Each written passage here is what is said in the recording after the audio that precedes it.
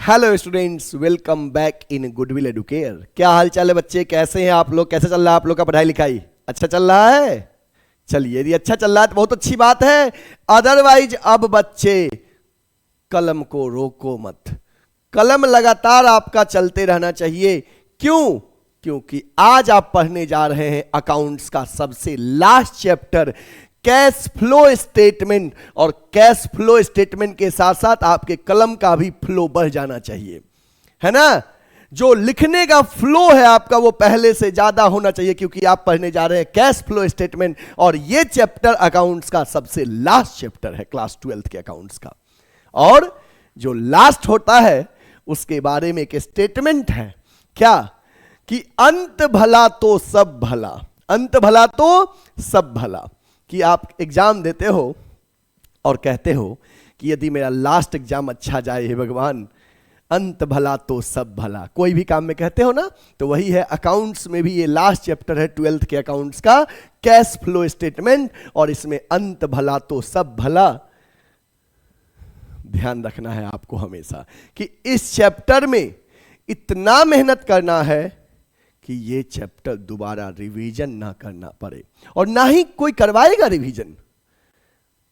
क्योंकि अभी मैं पढ़ा रहा हूं कैश फ्लो स्टेटमेंट। अब क्या पॉसिबल है कि अब आपके बोर्ड एग्जाम में 2 से 3 महीने का टाइम बचा है, मैं पार्टनरशिप रिवीजन करवाऊं, कंपनी रिवीजन करवाऊं, कि कैश फ्लो रिवीजन करवाऊंगा?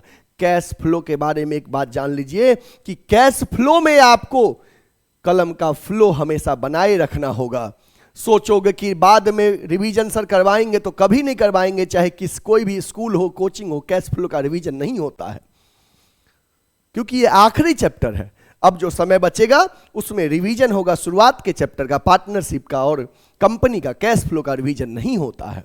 इसलिए कैश फ्लो को में ऐसा मेहनत करिए आप कि कैश फ्लो से जो 8 मार्क्स के क्वेश्चन आपको आएंगे, जिसमें 2 क्वेश्चन 1 मार्क्स का होगा और 1 क्वेश्चन 6 मार्क्स का होगा। ये लास्ट चैप्टर है, तो आपके 12th बोर्ड एग्जाम के पेपर में सबसे आखिरी क्वेश्चन जो होगा वो 6 मार्क्स का क्वेश्चन होगा। और किस चैप्टर का क्वेश्चन होगा? कैश फ्लो स्टेटमेंट का। ठीक है, the last chapter of 12th accounts. आज हम पहुंच गए। आपसे मैंने जैसा कमिटमेंट किया था कि नवंबर एंड होते होते तक हम आपको 12th का सिलेबस कंप्लीट कर देंगे। और देखिए, मैंने आपको सिलेबस ऑन टाइम कवर कर दिया है ना। अभी नवंबर कंप्लीट भी नहीं हुआ, लेकिन उससे पहले आपका सिलेबस कंप्लीट हो गया। It means Chandan sir commitment के पक्के होते हैं, जो कहते हैं वो करते हैं। ठीक है, अब आप बताना कमेंट में कि मैं इफेक्टिव हूं कि इफिशिएंट हूं। ये बात कमेंट में आप जरूर बताइएगा। क्लास 12th के बीएसटी के चैप्टर 1 में आपने पढ़ा था इफेक्टिवनेस और इफिशिएंसी। मैंने सिलेबस टाइम से पहले कंप्लीट किया। बताइएगा कमेंट में, मैं इफेक्टिव हूं कि इफिशिएंट हूं। ठीक है, ये क्वेश्चन आपके लिए रहा कमेंट करने के लिए। ठीक है बच्चे, तो एक बात आपको कैश फ्लो के बारे में बता दूं कि बच्चे, कैश फ्लो स्टेटमेंट एक ऐसा चैप्टर है, कैश फ्लो स्टेटमेंट, जो क्लास 12th के अकाउंट्स का सबसे लास्ट चैप्टर है। इस चैप्टर से 8 मार्क्स के क्वेश्चन आपको आएंगे, जिसमें 2 क्वेश्चन 1 मार्क्स के रहेगा पार्ट बी में, और 1 क्वेश्चन 6 मार्क्स का कैश फ्लो से रहेगा। ठीक है, और आपको ध्यान रखना है कि होता क्या है ना, कि ये चैप्टर जब हम पढ़ाते हैं तो जस्ट ही इस चैप्टर के बाद हर स्कूल में प्री बोर्ड रहता है। और जब प्री बोर्ड होता है तो बच्चे इस चैप्टर पे ध्यान ना देके ध्यान दे देते हैं।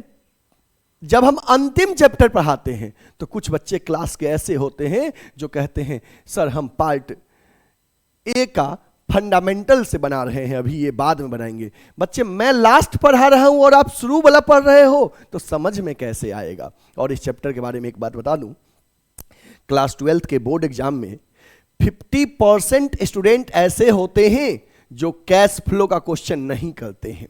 क्या मैंने कहा कि क्लास 12th के बोर्ड एग्जाम में 50% ऐसे स्टूडेंट होते हैं जो 12th में बोर्ड एग्जाम में कैश फ्लो का क्वेश्चन नहीं करते, एग्जाम में छोड़ के आते हैं। रीजन क्या है? कि जब उनके टीचर पढ़ा रहे थे लास्ट चैप्टर, उनका ध्यान था फंडामेंटल्स वाले पे, शुरुआती चैप्टर पे। उससे कैश फ्लो पे ध्यान ही नहीं दिया, तो इसलिए एग्जाम में भी क्वेश्चन बनाए ही नहीं। एक वजह ये होता है। और दूसरा वजह होता है कि जो थोड़ा बहुत ध्यान देते हैं, पूरा नहीं देते हैं, वो एग्जाम में भी पूरा क्वेश्चन बना नहीं पाते हैं। जैसे आप हुआ ना, हम पढ़ा रहे हैं और आप थोड़ा बहुत ध्यान दे रहे हो, अच्छा थोड़ा बहुत देख लेते हैं कैश फ्लो, और आप प्रैक्टिस कर रहे हो शेयर के क्वेश्चन का, आप प्रैक्टिस कर रहे हो फंडामेंटल के क्वेश्चन का, तो कैश फ्लो कभी भी समझ में नहीं आएगा आपको। मैं कहता हूं 1 वीक और 10 डेज आप कैश फ्लो में जी जान लगा दो, क्योंकि इसका कभी आपको रिवीजन नहीं करना है, और ना ही कोई करवाएगा, और ना ही टाइम मिलेगा। इसलिए कैश फ्लो में बच्चे 10 दिन अपने कैश फ्लो में फ्लो को मत बिगाड़ना पढ़ने के। जो पढ़ाई का फ्लो है उसको रोकना मत। जितना कुछ हम करवाएं, जैसे हम क्वेश्चन सॉल्व करने के लिए कहें, मेरे अकॉर्डिंग चलो, गारंटी है कि कैश फ्लो के से जो 8 मार्क्स से क्वेश्चन आएंगे वो आपका 1 नंबर क्या आधा नंबर भी नहीं कटेगा, इसकी गारंटी मैं देता हूं। बस मेरे अकॉर्डिंग चलोगे तब। अगर आप सोचोगे कि नहीं सर तो पढ़ा रहे हैं कैश फ्लो, था फंडामेंटल्स देख लेते हैं, थोड़ा मेरा सेल छूट गया था, थोड़ा मेरा डिसोल्यूशन छूट गया था, तो कैश फ्लो नहीं समझ में आएगा। इसलिए मैंने कहा था कि अंत भला तो सब भला। तो भाई अंतिम चैप्टर है, थोड़ा सा ध्यान दे दो, थोड़ा सा नहीं पूरा ध्यान दो, क्योंकि दोबारा रिवीजन नहीं करना पड़े और ना ही कोई करवाएगा। ठीक है, तो चलिए इसी के साथ हम सेशन की शुरुआत करते हैं कैश फ्लो स्टेटमेंट का एक दमदार लाइक के साथ। चलिए पेन और पेपर निकाल लीजिए, जो कुछ भी समझाएंगे समझिएगा। आज हमारा कैश फ्लो स्टेटमेंट में बेसिक कॉन्सेप्ट सब है, थ्योरी बेस्ड क्वेश्चन आज हम लोग करेंगे, और यही थ्योरी के बेसिस पे आपको प्रैक्टिकल का क्वेश्चन बनेगा। अगर आप सोचोगे कि थ्योरी ही तो है तो प्रैक्टिकल नहीं समझ में आएगा। थ्योरी उस प्रैक्टिकल के क्वेश्चन का कॉन्सेप्ट आज है, इसलिए आप एंड तक जो कुछ भी समझाएंगे अच्छे से समझिएगा, और 2x 4x पे मत देखिएगा, नहीं तो गारंटी हम नहीं लेते हैं समझाने का। मैं जैसे समझा रहा हूं नॉर्मल स्पीड पे लेक्चर देखिए, तभी समझ में आपको आएगा। ठीक है, उसके बाद नहीं समझ में आएगा तो गारंटी हम लेते हैं दोबारा क्या 5 बार समझाने का। ठीक है, चलिए पेन और पेपर निकाल लीजिए। देखो बच्चे, आज हम लोग का कैश फ्लो स्टेटमेंट में कौन कौन सा टॉपिक हम पढ़ेंगे। टॉपिक है meaning of cash flow statement. Cash flow statement का आज हम लोग मीनिंग पढ़ेंगे कि कैश फ्लो स्टेटमेंट क्या होता है। ठीक है, आज के क्लास का टॉपिक है objectives of cash flow statement पढ़ेंगे, importance of cash flow statement पढ़ेंगे, limitations of cash flow statement पढ़ेंगे। ठीक है, और classification of business as per AS3, जो बिजनेस एक्टिविटीज हैं तो उनको AS3 के अकॉर्डिंग हमें क्या करना है, classification of business activities as per AS3, और नॉन कैश ट्रांजेक्शन के बारे में पढ़ेंगे आज हम लोग। ठीक है, तो इसमें जो ये जो टॉपिक है ये 1 मार्क से क्वेश्चन में हमें हेल्प करेगा। ठीक है, और ये क्लासिफिकेशन ऑफ बिजनेस एक्टिविटीज जो है, जो 6 मार्क्स का हमारा क्वेश्चन आएगा, उसमें ये थ्योरी कॉन्सेप्ट हमें हेल्प करेगा, क्लासिफिकेशन ऑफ बिजनेस एक्टिविटीज। और ये भी नॉन कैश वाला भी दोनों में करेगा, 1 मार्क्स और 6 मार्क्स दोनों में, ये बोथ में। ठीक है, ओके। तो बच्चे आज हम लोग कैश फ्लो में इन टॉपिक को पढ़ने जा रहे हैं। ठीक है, चलिए 1 बाय 1 करके इन टॉपिक को पढ़ेंगे और समझेंगे अच्छे से। देखो सबसे पहले बच्चे है meaning of cash flow statement, कि कैश फ्लो स्टेटमेंट का मीनिंग क्या होता है। नाम ही है कैश फ्लो स्टेटमेंट, ध्यान दीजिएगा, कैश फ्लो स्टेटमेंट। कैश का मतलब यहां पे है कैश एंड कैश इक्विवेलेंट से, cash and cash equivalent. Cash का मतलब तो आप समझ में आ गया, cash in hand, cash at bank. नहीं, कैश इन हैंड कैश का मतलब, कैश इक्विवेलेंट का मतलब हो गया cash at bank, cheque, draft, marketable securities, ये सब कैश एंड कैश इक्विवेलेंट में आता है। ठीक है, तो हम दोनों की बात करेंगे यहां पे meaning of cash flow statement में। तो कैश का मतलब हो गया कैश एंड कैश इक्विवेलेंट, और फ्लो का मतलब हुआ मूवमेंट, चेंज। और ये फ्लो 2 तरह का होता है, एक होता है इनफ्लो और एक होता है आउटफ्लो। एक होता है इनफ्लो और एक होता है आउटफ्लो। तो कैश फ्लो स्टेटमेंट एक ऐसा स्टेटमेंट है जो हमें बताता है कि बिजनेस में जितने भी ट्रांजैक्शन होते हैं उन ट्रांजैक्शन को 3 पार्ट में क्लासिफाई किया गया है। बिजनेस के ट्रांजैक्शन को 3 पार्ट में क्लासिफाई किया गया है। एक ऑपरेटिंग एक्टिविटीज, दूसरा इन्वेस्टिंग एक्टिविटीज और तीसरा फाइनेंसिंग एक्टिविटीज। कि बिजनेस के जो ट्रांजैक्शन है उनको 3 पार्ट में क्लासिफाई किया गया है, ऑपरेटिंग, इन्वेस्टिंग और फाइनेंसिंग। तो इन तीनों एक्टिविटीज में किस ट्रांजैक्शन से पैसा आ रहा है, किससे जा रहा है, जिससे आ रहा है उसको इनफ्लो कहते हैं, और जिस ट्रांजैक्शन से पैसा जा रहा है उसको आउटफ्लो कहते हैं, और जिससे ना पैसा आ रहा है ना जा रहा है उसको नो फ्लो कहते हैं। क्या कहते हैं? No flow. तो आपको कैश फ्लो स्टेटमेंट बताएगा कि बिजनेस में ड्यूरिंग 1 ईयर डिफरेंट एक्टिविटीज, वो एक्टिविटीज है ऑपरेटिंग एक्टिविटीज, इन्वेस्टिंग एक्टिविटीज और फाइनेंसिंग एक्टिविटीज। इन तीनों एक्टिविटीज में किस ट्रांजैक्शन से पैसा का इनफ्लो हुआ है, किस ट्रांजैक्शन से पैसा का आउटफ्लो हुआ है, और ऐसे कौन कौन से ट्रांजैक्शन है जिससे नो फ्लो हुआ है, ये कैश फ्लो स्टेटमेंट हमें बताता है। ठीक है, ओके। अब हम देखते हैं क्या लिखा है डेफिनेशन के बारे में। लिखा है a cash flow statement is a statement. Cash flow statement एक ऐसा स्टेटमेंट है that shows inflow and outflow. Cash flow statement एक ऐसा स्टेटमेंट है that shows inflow and outflow of cash and cash equivalent. Of cash and cash equivalent हमें बताता है inflow and outflow of cash and cash equivalent during an accounting period. एक accounting period में 1 year में from operating activities, investing activities और financing activities. ये ध्यान रखना कि बिजनेस में 3 तरह की एक्टिविटीज होते हैं। जो भी बिजनेस में ट्रांजैक्शन होते हैं उसको 3 कैटेगरी में क्लासिफाई किया गया है। एक ऑपरेटिंग एक्टिविटीज। ऑपरेटिंग एक्टिविटीज जो होता है बिजनेस का, ये मेन रिवेन्यू जनरेटिंग एक्टिविटीज होता है। मेन रिवेन्यू जनरेटिंग एक्टिविटीज जो होता है ये ऑपरेटिंग एक्टिविटीज होता है। किसी भी बिजनेस का जो मेन काम होता है वो ऑपरेटिंग एक्टिविटीज में आता है। जैसे मान लो हम कोचिंग रन कर रहे हैं तो मेरे लिए क्या है कि सर्विस प्रोवाइड कर रहे हैं, बच्चों से फीस लेना है ना, रेंट देना, बिजली बिल पे करना, टीचर्स को पेमेंट करना, all these are operating activities. कोई गुड्स सेल कर रहा है तो उसके लिए गुड्स बेचना है ना, वहाँ दुकान का रेंट पे करना, ये सब ऑपरेटिंग एक्टिविटीज। किसी भी मतलब कि रिवेन्यू जनरेटिंग एक्टिविटीज को ऑपरेटिंग एक्टिविटीज कहते हैं। इन्वेस्टिंग एक्टिविटीज में आपको ध्यान देना होता है नॉन करेंट असेट्स पे। किस पे? नॉन करेंट असेट्स का परचेज और सेल। नॉन करेंट असेट्स का परचेज और सेल ये इन्वेस्टिंग एक्टिविटीज में जाएगा। और फाइनेंसिंग एक्टिविटीज में आपको ध्यान देना होता है शेयर होल्डर्स फंड और लोन, चाहे वो नॉन करेंट लाइबिलिटीज हो या करेंट लाइबिलिटीज में शॉर्ट टर्म बोरोइंग हो, और नॉन करेंट लाइबिलिटीज में लॉन्ग टर्म बोरोइंग हो। ध्यान दीजिएगा बच्चे कि कैश फ्लो स्टेटमेंट एक ऐसा स्टेटमेंट है जो हमें बताता है कि बिजनेस में किन किन ट्रांजैक्शन से कैश का इनफ्लो हुआ है, पैसा आया है। इनफ्लो कैसे होगा? जैसे मान लो हमने गुड्स सेल किया कैश में, तो कैश पे ध्यान देना है। इनफ्लो के लिए कैश पे ध्यान देना, अदर चीजों पे नहीं, ठीक ना। तो अगर हमने गुड्स सेल किया तो कैश आया, कैश पे ध्यान दो, दिस इज इनफ्लो। हमने रेंट रिसीव किया, इनफ्लो। हमें सैलरी रिसीव हुआ, इनफ्लो। कमीशन रिसीव हुआ, इनफ्लो। कहीं से भी पैसा आया है, चाहे लोन लिए पैसा आया, इनफ्लो। पैसे पे ध्यान देना है कि किन ट्रांजैक्शन से पैसा आया है, जिससे आया है उसको इनफ्लो कहेंगे, और जिस ट्रांजैक्शन से बिजनेस से कैश गया है उसको आउटफ्लो कहेंगे। जैसे गुड्स परचेज किए, कैश का आउटफ्लो हुआ। असेट्स परचेज किए, कैश का आउटफ्लो हुआ। लोन रीपे किए, कैश का आउटफ्लो हुआ।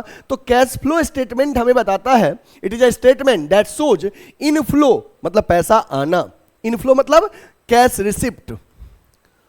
कैश रिसिप्ट, यहां पे कैश का मतलब कैश एंड कैश इक्विवेलेंट है, चाहे कैश आए, चाहे बैंक में आए, चाहे चेक आए, सबका मतलब कैश में ही हम काउंट कर रहे हैं। कैश रिसिप्ट मतलब पैसा आना, और आउटफ्लो मतलब हो गया कैश पेमेंट, पैसा गया, that is outflow. Of cash and cash equivalent, cash and cash equivalent, तो कैश का मतलब तो समझते ही हो कैश, कैश इक्विवेलेंट में क्या आता है ये समझिएगा। कैश इक्विवेलेंट में आपको आएगा, ध्यान दीजिएगा, कैश एंड कैश इक्विवेलेंट में क्या क्या आता है, देखो कैश एंड कैश इक्विवेलेंट्स में क्या आता है, तो cash and cash equivalents include the following, तो देखो कैश इन हैंड ये आ गया कैश में, कैश इन हैंड ये आ गया कैश में, और cash at bank, short term deposits in bank, current investment, short term investment and marketable securities and cheque and draft in hand, ये आ गया कैश इक्विवेलेंट। ये हो गया कैश और ये हो गया कैश इक्विवेलेंट, तो ये दोनों मिलके हो गया, कैश और कैश इक्विवेलेंट मिलके हो गया कैश एंड कैश इक्विवेलेंट, मतलब कि जो तुरंत कैश में कन्वर्ट किया जा सके, समझ गए बात ना, जिसको 3 महीने के अंदर कैश में कन्वर्ट कर सके, या just which are just nearest to the cash, that is called cash equivalent. तो ये सब हो गया कैश एंड कैश इक्विवेलेंट में। तो चाहे हमें कैश आया हो, चाहे कैश के इक्विवेलेंट वाला कंपोनेंट आया हो, ठीक ना। तो हमने कहा कैश फ्लो स्टेटमेंट एक ऐसा स्टेटमेंट है that shows inflow and outflow of cash and cash equivalent, मतलब ऐसे ट्रांजैक्शन जिससे या तो कैश का इनफ्लो हुआ है या तो कैश का आउटफ्लो हुआ है। यहां पे हम कैश में दोनों बात कर रहे हैं, कैश एंड कैश इक्विवेलेंट, ठीक है, ओके।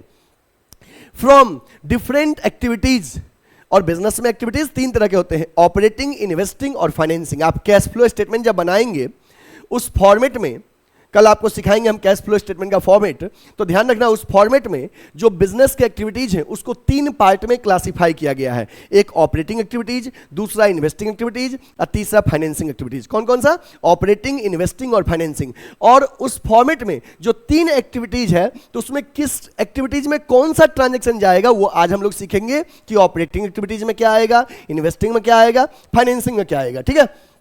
तो कैश फ्लो में हम लोग सीखेंगे ऑपरेटिंग एक्टिविटीज, ये मेन रिवेन्यू जनरेटिंग एक्टिविटी होता है। इन्वेस्टिंग में हम लोग नॉन करेंट एसेट्स पे ध्यान देते हैं, चाहे वो फिक्स एसेट्स हो, चाहे नॉन करेंट इन्वेस्टमेंट हो, चाहे वो फिक्स्ड एसेट्स हो, चाहे टेंजेबल इंटेंजेबल या नॉन करेंट इन्वेस्टमेंट हो, ये हम लोग ध्यान देते हैं इन्वेस्टिंग एक्टिविटीज में। इन्वेस्टिंग में नॉन करेंट एसेट्स पे ध्यान देते हैं, और फाइनेंसिंग में share holders fund and loan में यहां पे नॉन करेंट लाइबिलिटीज और करेंट लाइबिलिटीज में शॉर्ट टर्म बोरोइंग, इस पे ध्यान देते हैं, ठीक है बच्चे। इसको नोट कर लीजिए, इसको नोट कर लीजिए, डन, ओके। अब आगे है objectives of cash flow statement. Cash flow statement का ऑब्जेक्टिव क्या है? तो first one is to ascertain the sources, that is receipt of cash and cash equivalent from operating, investing and financing activities of the enterprise। मतलब cash flow statement हम बनाते हैं sources जानने के लिए कि ऑपरेटिंग एक्टिविटीज में, इन्वेस्टिंग में और फाइनेंसिंग में किन किन ट्रांजेक्शन से पैसा आ रहा है। जैसे अगर हम एक एक एग्जांपल दूं तो ऑपरेटिंग में देख लो, गुड्स बेच के पैसा आया, ऑपरेटिंग में इनफ्लो। इन्वेस्टिंग की बात करूं तो पैसे पे ध्यान देना कि फिक्स एसेट्स सेल किए, उससे पैसा आया, इन्वेस्टिंग में इनफ्लो। फाइनेंसिंग की बात करूं तो आपने लोन लिया, शेयर इशू किया, पैसा आया, इनफ्लो। तो आपको बताता है कि सोर्सेस, रिसिप्ट क्या है कैश एंड कैश इक्विवेलेंट का, ऑपरेटिंग, इन्वेस्टिंग और फाइनेंसिंग एक्टिविटीज से। फिर बताता है to ascertain the application, application मतलब यूजेज, पेमेंट, आउटफ्लो, ठीक ना। तो किन किन ट्रांजेक्शन में पैसा गया है, ऑपरेटिंग में किन ट्रांजेक्शन में पैसा गया है, इन्वेस्टिंग में किस में गया है, फाइनेंसिंग में किस में गया है। फिर है to ascertain the net changes, to ascertain the net changes in cash and cash equivalent, that is difference between the sources and application, difference between the sources and application under the 3 activities between the dates of 2 consecutive balance sheet, की पिछले साल और इस साल के balance sheet में cash and cash equivalent का जो चेंजेज है उसका रीजन बताता है, नेट चेंजेज का रीजन। जैसे पिछले साल हमारे बैलेंस शीट में कैश एंड कैश इक्विवेलेंट था 1 लाख और इस साल है 1,50,000, तो ये बताता है कि हमारा 50,000 से cash and cash equivalent increase किया है। फिर to highlight the major activities that have provided cash or that have used cash during the particular period and show their effect on overall cash balances. मतलब ये बताता है कि to highlight the major activities, तीनों में operating, investing और financing में किस ट्रांजेक्शन से ज्यादा कैश आया है और किस में ज्यादा कैश गया है. ये ऑब्जेक्टिव बेसिक था. आप इसको नोट करना चाहते हैं तो नोट कर सकते हैं. ठीक है, ओके. नेक्स्ट, बेनिफिट्स और इंपॉर्टेंस और uses of cash flow statement. Cash flow statement का बेनिफिट्स क्या है, हम लोग क्यों बनाते हैं कैश फ्लो स्टेटमेंट, इसके इंपॉर्टेंस क्या है, ठीक है, यूजेज क्या है. तो देखिए, useful for short term financial planning. Short term financial planning में हमें कैश फ्लो स्टेटमेंट हेल्प करता है. कैसे कि short term financial planning cash flow statement हमें बताता है कि हमारे पास कितना कैश है, क्या क्रेडिटर्स को पे करने के लिए हमारे पास सफिशिएंट कैश है कि नहीं है, क्या डे टू डे एक्सपेंसेस को मीट करने के लिए हमारे पास सफिशिएंट कैश है या नहीं है. तो ये शॉर्ट टर्म फाइनेंशियल प्लानिंग में कैश फ्लो स्टेटमेंट हमें हेल्प करता है. Useful in preparing cash budget. जैसे अगर हम cash flow statement future period के लिए बनाएंगे तो इट मींस वो कैश बजट का प्रिपरेशन है. तो कैश बजट को प्रिपेयर करने में हेल्प करता है. आपको ध्यान यहां पे ये रखना है, ध्यान ये रखना है कि कैश बजट जो होता है, cash budget prepared for future period.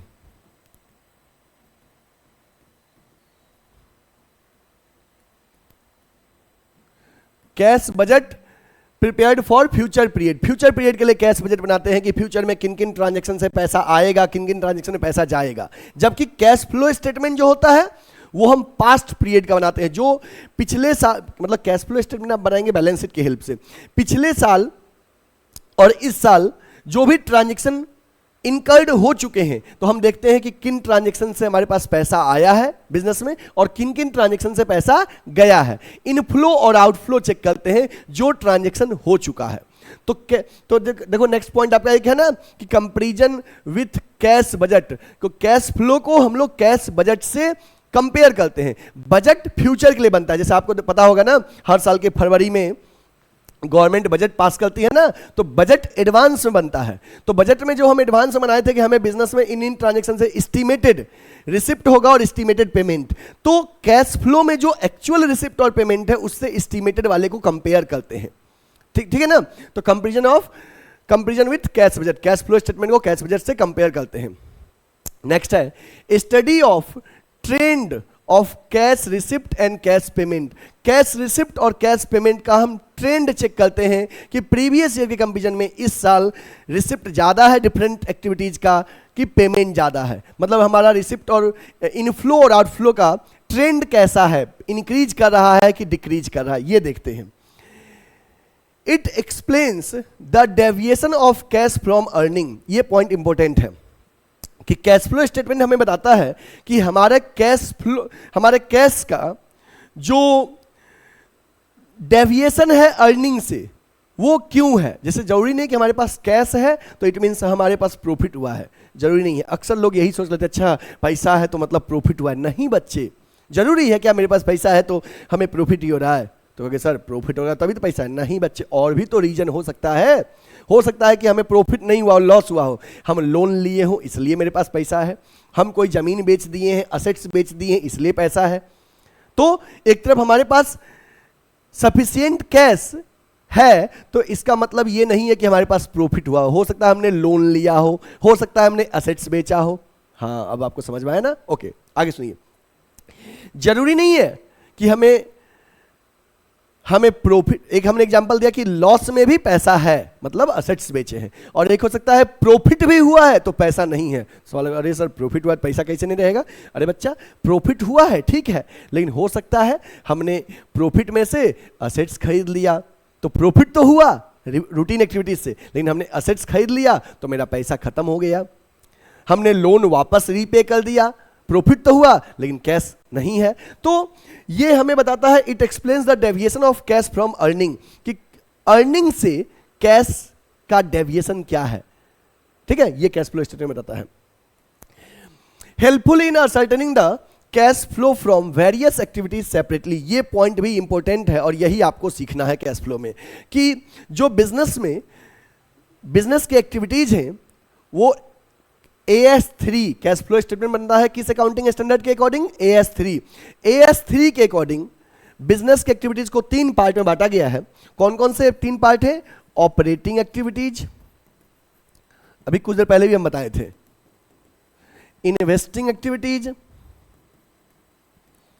Operating activities, investing activities और financing activities. Operating activities, investing activities और फाइनेंसिंग एक्टिविटीज। कैश फ्लो हमें बताता है कि बिजनेस में किन ट्रांजैक्शन से पैसा आया है, किससे नहीं आया है।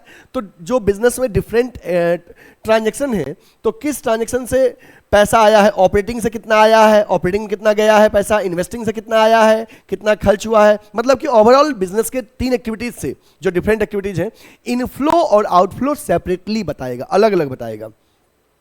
Helpful in making dividend decision. बच्चे कैश फ्लो स्टेटमेंट हमें डिविडेंड डिसीजन में हेल्प करता है। कहोगे कैसे सर? देखो डिविडेंड डिसीजन में क्या होता है कि हम डिविडेंड पे करेंगे, और डिविडेंड पे करेंगे, डिविडेंड जानते हैं क्या होता है ना? प्रॉफिट का जो पार्ट शेयर होल्डर को डिस्ट्रीब्यूट करते हैं उसको डिविडेंड कहते हैं। तो अब कैश फ्लो स्टेटमेंट हमें यह बताएगा कि हम डिविडेंड डिसीजन लेने में हेल्प कर रहा है कि हम अगर डिविडेंड दे शेयर होल्डर्स को कि नहीं दे, क्योंकि जो ही डिविडेंड देंगे तो अपने बिजनेस से कैश का आउटफ्लो होगा। तो फिर हम देखेंगे प्रॉफिट तो हुआ है, ठीक है, लेकिन पैसा है डिविडेंड देने के लिए कि नहीं। कहोगे सर प्रॉफिट हुआ तो क्यों नहीं होगा? अरे बच्चा हो सकता है प्रॉफिट तो हुआ, लेकिन हम एसेट्स खरीद लिए, पैसा नहीं है। प्रॉफिट तो हुआ, लेकिन हम लोन पे कर दिए, पैसा नहीं है। तो कैश फ्लो स्टेटमेंट हमें यह बताने में हेल्प करता है कि डिविडेंड डिसीजन ले कि डिविडेंड डिस्ट्रीब्यूट करें या प्रॉफिट का पार्ट रिटेन अर्निंग के तौर पे होल्ड कर ले। Clear? Test for managerial decision. Management को कई सारे डिसीजन लेने में कैश फ्लो स्टेटमेंट हेल्प करता है। और यूजफुल टू आउटसाइडर, जो आउटसाइडर हैं, शेयर होल्डर्स, क्रेडिटर्स, इन्वेस्टर्स, उनके लिए भी कैश फ्लो स्टेटमेंट हेल्पफुल है कि उनको बताता है बिजनेस का फाइनेंशियल पोजीशन क्या है, बिजनेस में कैश का इनफ्लो आउटफ्लो क्या है डिफरेंट एक्टिविटीज से। ठीक है, तो these are the benefits of cash flow statement, please note it, इसको नोट कर लीजिए। ये सब 1 मार्क्स वाले क्वेश्चन में आते हैं और आपको ध्यान रखना होगा इन सब चीज़ों को, क्योंकि आपको सीयूटी का भी प्रिपरेशन करना है और सीयूटी के प्रिपरेशन में आपको एमसीक्यू क्वेश्चन में पूछ देगा कि इनमें से कौन सा कैश फ्लो स्टेटमेंट का बेनिफिट्स नहीं है, या आपको जो 1 मार्क्स के क्वेश्चन आएंगे उसमें ये सब क्वेश्चन पूछ सकते हैं। थ्योरी क्वेश्चन आपको बड़े नहीं आएंगे। कैश फ्लो में 6 मार्क्स के न्यूमेरिकल क्वेश्चन आएंगे 12th के बोर्ड एग्जाम में, और 2 1 मार्क्स का थ्योरी आएगा, और उस 1 मार्क्स की थ्योरी में कुछ भी पूछ सकता है, इसलिए आपको ये जरूरी है पढ़ना थ्योरी भी। ठीक है, हो गया नोट? चलिए आगे देखते हैं। अब है limitations of cash flow statement. बच्चे कैश फ्लो स्टेटमेंट का लिमिटेशंस क्या है? Limitations of cash flow statement, ध्यान दीजिएगा, कैश फ्लो स्टेटमेंट का लिमिटेशंस क्या है। देखिए, first one is not suitable for judging liquidity. जरूरी नहीं है कि कैश फ्लो, मतलब कैश फ्लो स्टेटमेंट हमें प्रॉपर लिक्विडिटी को जज करने में हेल्प नहीं करता है, क्योंकि कैश फ्लो स्टेटमेंट में हम कैश एंड कैश इक्विवेलेंट में कुछ ही आइटम को इंक्लूड करते हैं। जैसे कैश एंड कैश इक्विवेलेंट में क्या क्या इंक्लूड करते हैं? Cash in hand, cash at bank, short term deposits, current investment, short term investment, cheque. क्या बिजनेस में यही केवल हमारी लिक्विडिटी में हेल्प करता है कि इसके अलावा और भी कई सारे एसेट्स हैं जो कैश में तुरंत कन्वर्ट हो सकते हैं, बट कैश फ्लो उसको इंक्लूड नहीं करता है। तो इसलिए हमने कहा कि not suitable for judging liquidity, कि कैश फ्लो स्टेटमेंट हमें लिक्विडिटी को जज करने में हेल्प नहीं करता है, क्योंकि liquidity is not only based on cash and cash equivalent. Other item ऐसे और भी हैं जो तुरंत कैश में कन्वर्ट हो सकते हैं, बट कैश फ्लो उसको इंक्लूड नहीं कर रहा है। क्लियर है? जैसे डेटर, आपने उधार बेचा, डेटर वो भी लिक्विड एसेट्स है, बट कैश फ्लो उसको इंक्लूड नहीं किया। वो कैश एंड कैश इक्विवेलेंट में कहता है कि जो तुरंत कैश के नियरेस्ट हो। ठीक ना? ओके। दूसरा है बच्चे possibilities of window dressing. Possibilities of window dressing, cash flow statement में विंडो ड्रेसिंग बहुत होता है। हम अपने विंडो ड्रेसिंग क्या होता है? चीजों को बढ़ा चढ़ा के देखना, है ना? अपने बुक्स ऑफ अकाउंट के साथ मैनिपुलेशन, बढ़ा चढ़ा के अपने अकॉर्डिंग फेवरेबल दिखाना, दिस इज विंडो ड्रेसिंग। आपको हम कई बार एग्जांपल भी दिए हैं कि खिड़की के ऊपर कर्टन लगा देते हैं, दिस इज क्या? Window dressing. क्यों? ताकि रूम अच्छा दिखे, पीछे जो कमियां हैं उसको ना दिखाएं। ऐसे ही बुक्स ऑफ अकाउंट में हमें कैश दिखाना है, तो कैश दिखाना है तो क्या करेंगे, अपने परचेज को पोस्टपोन कर लेंगे। हमें कोई चीज खरीदने का मन कर रहा है, अभी नहीं खरीदेंगे, जिस दिन बैलेंस शीट बनाएंगे तो उस दिन बैलेंस शीट में कैश दिख गया, अब बैलेंस शीट बनाने के बाद खरीद लेंगे, ठीक ना। हमें किसी को पेमेंट करना है, कैश होल्ड कर देंगे, 2 दिन बाद लीजिएगा पेमेंट, कैश दिखा दिए। तो विंडो ड्रेसिंग के चांस कैश फ्लो में ज्यादा होता है, ठीक है। It ignores non cash transaction, cash flow statement non cash transaction, credit transaction को इग्नोर करता है, क्योंकि कैश फ्लो स्टेटमेंट बनता है कैश बेसिस पे। आपको पता होना चाहिए अकाउंटिंग 2 तरह का होता है। अकाउंटिंग जो होता है बच्चे, एक होता है कैश बेसिस, याद होगा ना, और एक होता है एक्यूरल बेसिस। तो कैश फ्लो स्टेटमेंट जो होता है ये कैश बेसिस पे अकाउंटिंग बनाता है, एक्यूरल बेसिस को इग्नोर करता है। एक्यूरल बेसिस मतलब जिसमें कैश और क्रेडिट दोनों ट्रांजैक्शन रिकॉर्ड करते हैं। कैश फ्लो केवल कैश की बात करेगा, जिससे पैसा या तो आया है या जिसमें गया है। तो इसलिए non cash transaction accrual concept को कैश फ्लो स्टेटमेंट इग्नोर करता है, जो कि उसका एक लिमिटेशन है।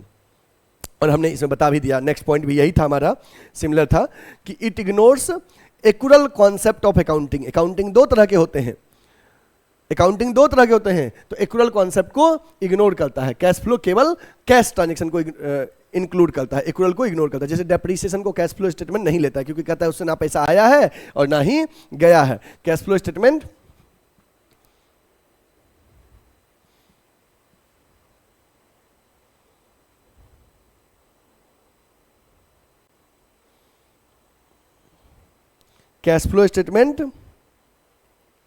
केवल ऐसे ट्रांजैक्शन को लेता है जिससे या तो पैसा आ रहा है या जिसमें जा रहा है। Credit transaction, non cash transaction और एक्यूरल कॉन्सेप्ट को कैश फ्लो इंक्लूड नहीं करता है। नेक्स्ट है no substitute for an income statement. No substitute for an income statement, income statement का सब्स्टिट्यूट नहीं है कैश फ्लो स्टेटमेंट, क्योंकि कैश फ्लो स्टेटमेंट हमें बिजनेस के इनकम की जानकारी नहीं दे रहा है, ये बस बिजनेस में कैश का इनफ्लो और आउटफ्लो की जानकारी दे रहा है। कहोगे सर कैश ही तो इनकम होता है। नहीं बच्चे, अभी तो बताए थे ना कि हमारे पास कैश है, इट डज नॉट मीन्स हम अर्न कर रहे हैं। हो सकता है लोन लिए हो सकता है एसेट्स बेचे हो, क्लियर। तो इसलिए कैश फ्लो स्टेटमेंट क्योंकि एक ही एस्पेक्ट को इंक्लूड कर रहा है, वो भी कैश वाले को, क्रेडिट वाले को इंक्लूड ही नहीं कर रहा है, जबकि इनकम स्टेटमेंट में कैश और क्रेडिट दोनों इंक्लूड होता है। तो नो सब्स्टिट्यूट मतलब इनकम स्टेटमेंट का ये सब्स्टिट्यूट नहीं है। Next one is historical in nature. Cash flow statement क्या है, फ्यूचरिस्टिक नहीं है, हिस्टोरिकल नेचर का है। जो ट्रांजैक्शन हो चुका है हम उसके बेसिस पे कैश फ्लो स्टेटमेंट बना रहे हैं। जो ट्रांजैक्शन हो चुका है हम उसको बस क्लासिफाई कर रहे हैं कि अच्छा ऑपरेटिंग से कितना आया कितना गया, इन्वेस्टिंग में कितना आया कितना गया, फाइनेंसिंग में कितना आया कितना गया। वाइल कैश बजट जो है वो हम बनाते हैं फ्यूचर के लिए, फ्यूचर में किस ट्रांजैक्शन से कितना आएगा कितना जाएगा, बजट फ्यूचर के लिए। और कैश फ्लो पास्ट में जो ट्रांजैक्शन हुआ है उसके लिए, कैश फ्लो पास्ट में जो ट्रांजैक्शन हुआ है उसके लिए, जबकि कैश बजट फ्यूचर के लिए बनता है। अब बताइए समझ में आपको आया कि नहीं आया। तो ये कैश फ्लो स्टेटमेंट के लिमिटेशन से प्लीज नोट इट, इसको नोट कर लो।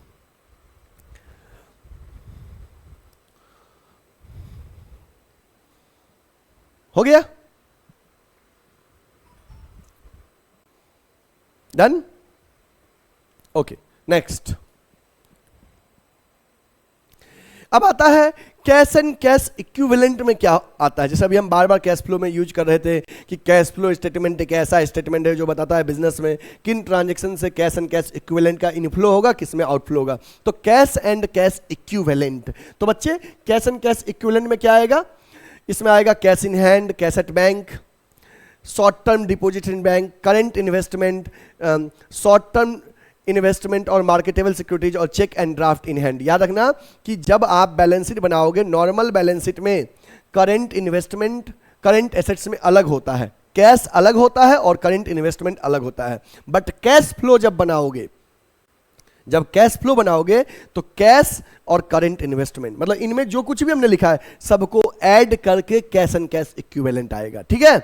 ओके, तो इसको नोट कर लीजिए कैश एंड कैश इक्विवेलेंट में क्या क्या आता है। कैश एंड कैश इक्विवेलेंट में क्या क्या आता है, प्लीज नोट इट। डन, हो गया, ओके। लर्न कर लीजिएगा इसको। नेक्स्ट है अब सबसे मेन चीज अब हम पढ़ने जा रहे हैं, सबसे मेन कि बिजनेस में कैश फ्लो स्टेटमेंट में 3 एक्टिविटीज होते हैं, ऑपरेटिंग एक्टिविटीज, इन्वेस्टिंग एक्टिविटीज और financing activities. Operating activities, investing activities और फाइनेंसिंग एक्टिविटीज। तो आपको अभी मैं क्वेश्चन भी करवाऊंगा जिसमें मैं बताऊंगा आगे कि बच्चे बताओ किन ट्रांजैक्शन से बिजनेस में कैश आ रहा है, दैट इज इनफ्लो, किन ट्रांजैक्शन से जा रहा है, दैट इज आउटफ्लो, और ऐसे कौन कौन से ट्रांजैक्शन हैं जिससे ना आ रहा है ना जा रहा है, दैट इज नो फ्लो। तो ये सीखना है।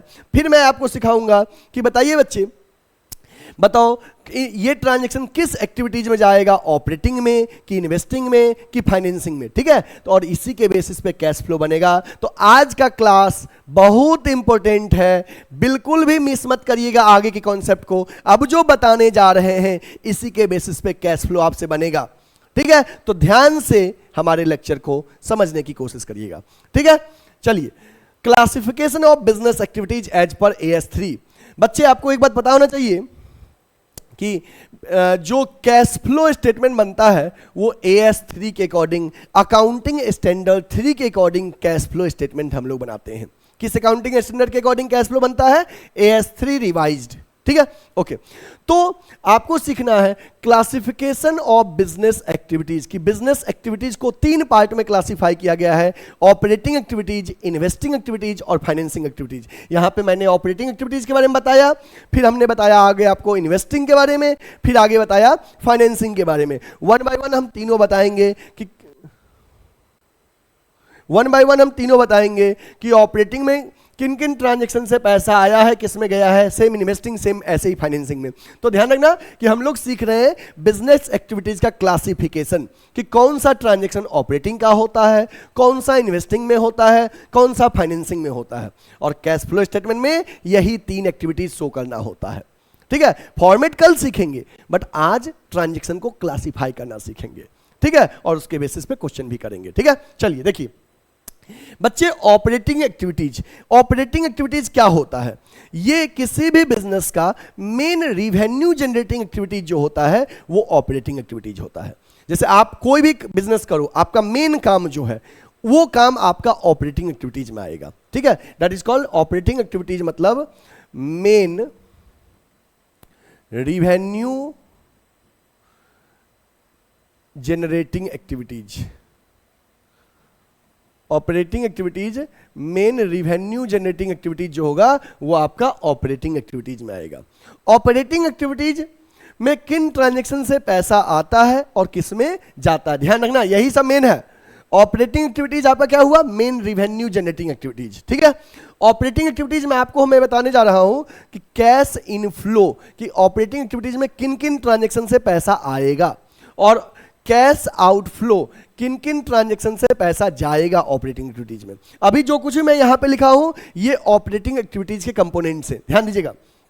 देखो, कैश सेल मतलब गुड्स सोल्ड इन कैश। तो आपने जो ही गुड्स कैश में बेचा तो आपके पास पैसा आया, तो ऑपरेटिंग में इनफ्लो में आएगा। आपको कैश पे यहां पे ध्यान देना है, गुड्स पे नहीं सोचना है, एसेट्स पे नहीं सोचना है, लोन पे नहीं सोचना है, शेयर कैपिटल पे नहीं सोचना है, आपको सोचना है कैश पे, कि पैसा आ रहा है तो इनफ्लो और जा रहा है तो आउटफ्लो। पैसा आ रहा है तो इनफ्लो और पैसा जा रहा है तो आउटफ्लो, ठीक है। फिर सोचना है कि अब आ रहा है तो ठीक है इनफ्लो, लेकिन इनफ्लो किस में, ऑपरेटिंग में कि इन्वेस्टिंग में कि फाइनेंसिंग में, आप ध्यान देना, हम पूरा सिखा देंगे, ठीक है। ऑपरेटिंग मतलब main revenue generating activity, routine work से जो आएगा। तो देखो, किसी भी बिजनेस के लिए सेल्स जो होता है, गुड्स बेचना, वो रिवेन्यू जनरेटिंग एक्टिविटीज होता है ना। तो कैश सेल मतलब गुड्स सोल्ड इन कैश, पैसा आया inflow.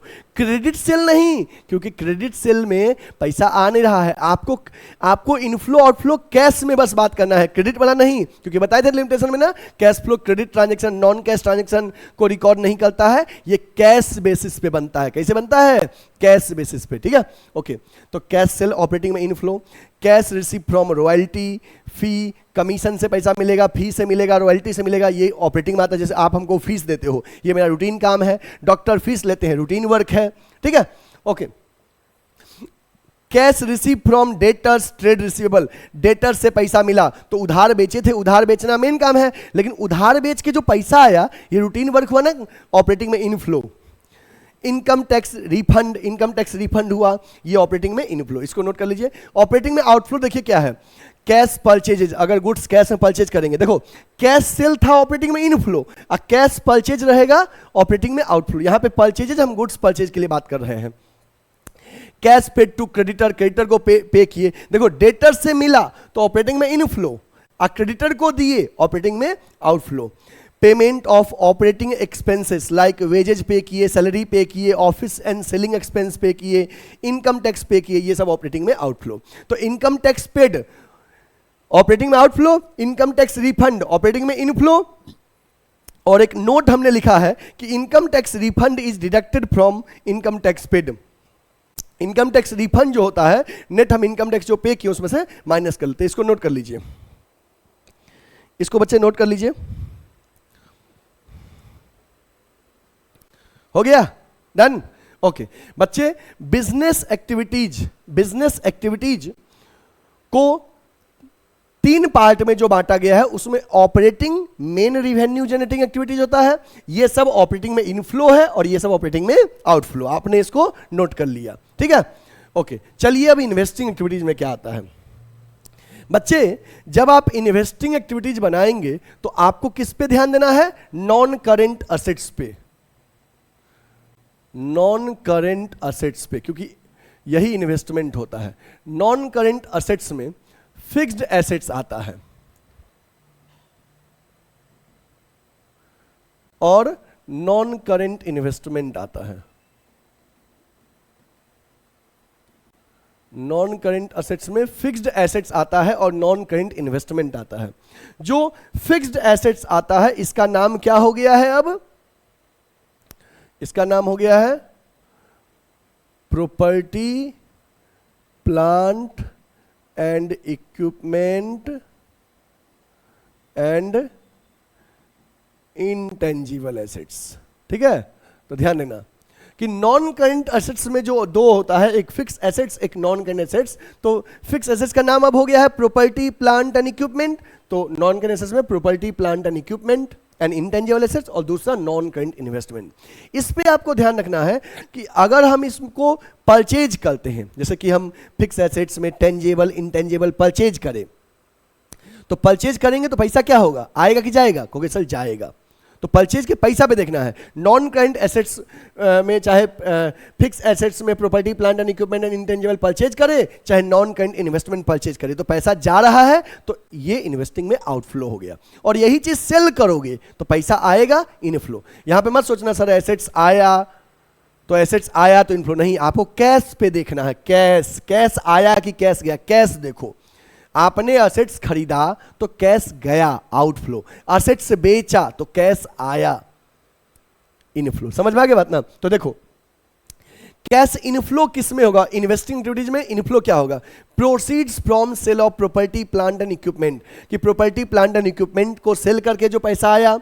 Proceeds from sale of non current investment, non current investment को सेल करके जो पैसा आया वो इन्वेस्टिंग में इनफ्लो। और यही चीज जब आप परचेज किए तो इन्वेस्टिंग में आउटफ्लो। जैसे purchase of property, plant and equipment and intangible, जैसे देखो अगर property, plant and equipment sell किए तो इन्वेस्टिंग में इनफ्लो, परचेज किए तो इन्वेस्टिंग में outflow. Purchase of non current investment, non current investment purchase किए, नॉन करंट इन्वेस्टमेंट परचेज किए तो इन्वेस्टिंग में आउटफ्लो, ठीक है, ओके।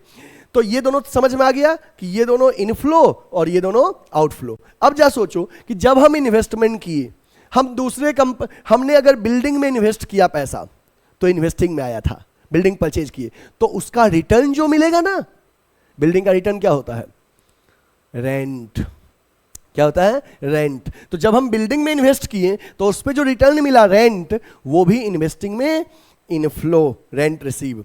हमने दूसरे कंपनी में नॉन करंट इन्वेस्टमेंट परचेज किया, मतलब हमने दूसरे कंपनी के शेयर्स में पैसा लगाया, दूसरे कंपनी के डिवेंचर में लगाया, तो हमने इन्वेस्ट किया तो इन्वेस्टिंग आउटफ्लो। लेकिन उन शेयर पे, उन डिवेंचर पे जो रिटर्न मिलेगा, जैसे शेयर पे मिलेगा डिविडेंड रिसीव, डिवेंचर पे मिलेगा rent receive, sorry interest receive, ठीक ना। तो interest receive on debenture, dividend receive on share, ये भी इन्वेस्टिंग में इनफ्लो। एक बार फिर सुन लेना बच्चे, इन्वेस्टिंग बहुत इजी है, आपको मेन ऑपरेटिंग होता है, इन्वेस्टिंग फाइनेंसिंग बहुत इजी होता है। बट एक बार समझो इन्वेस्टिंग में क्या आएगा, तो इन्वेस्टिंग में नॉन करंट असेट्स पे ध्यान देना होता है। किस पे? नॉन करंट असेट्स पे। तो नॉन करंट असेट्स में मेन दो आइटम होता है, एक property plant and equipment and intangible, और दूसरा नॉन करंट इन्वेस्टमेंट। तो जरा सोचो कि अगर आप प्रॉपर्टी प्लांट एंड इक्विपमेंट या नॉन करंट इन्वेस्टमेंट परचेज किए तो पैसा आया कि गया?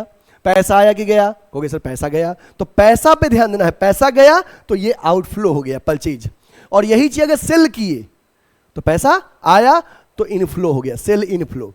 परचेज आउटफ्लो, पैसा गया, और सेल इनफ्लो। कैश पे ध्यान देना, मैं बार बार कह रहा हूं कैश पे ध्यान देना। एसेट्स के बारे में मत सोचो कि एसेट आया गया कि एसेट गया, आपको कैश क्या हुआ, कैश आया तो इनफ्लो, और कैश गया तो आउटफ्लो। तो सेल में आएगा पैसा, परचेज में जाएगा।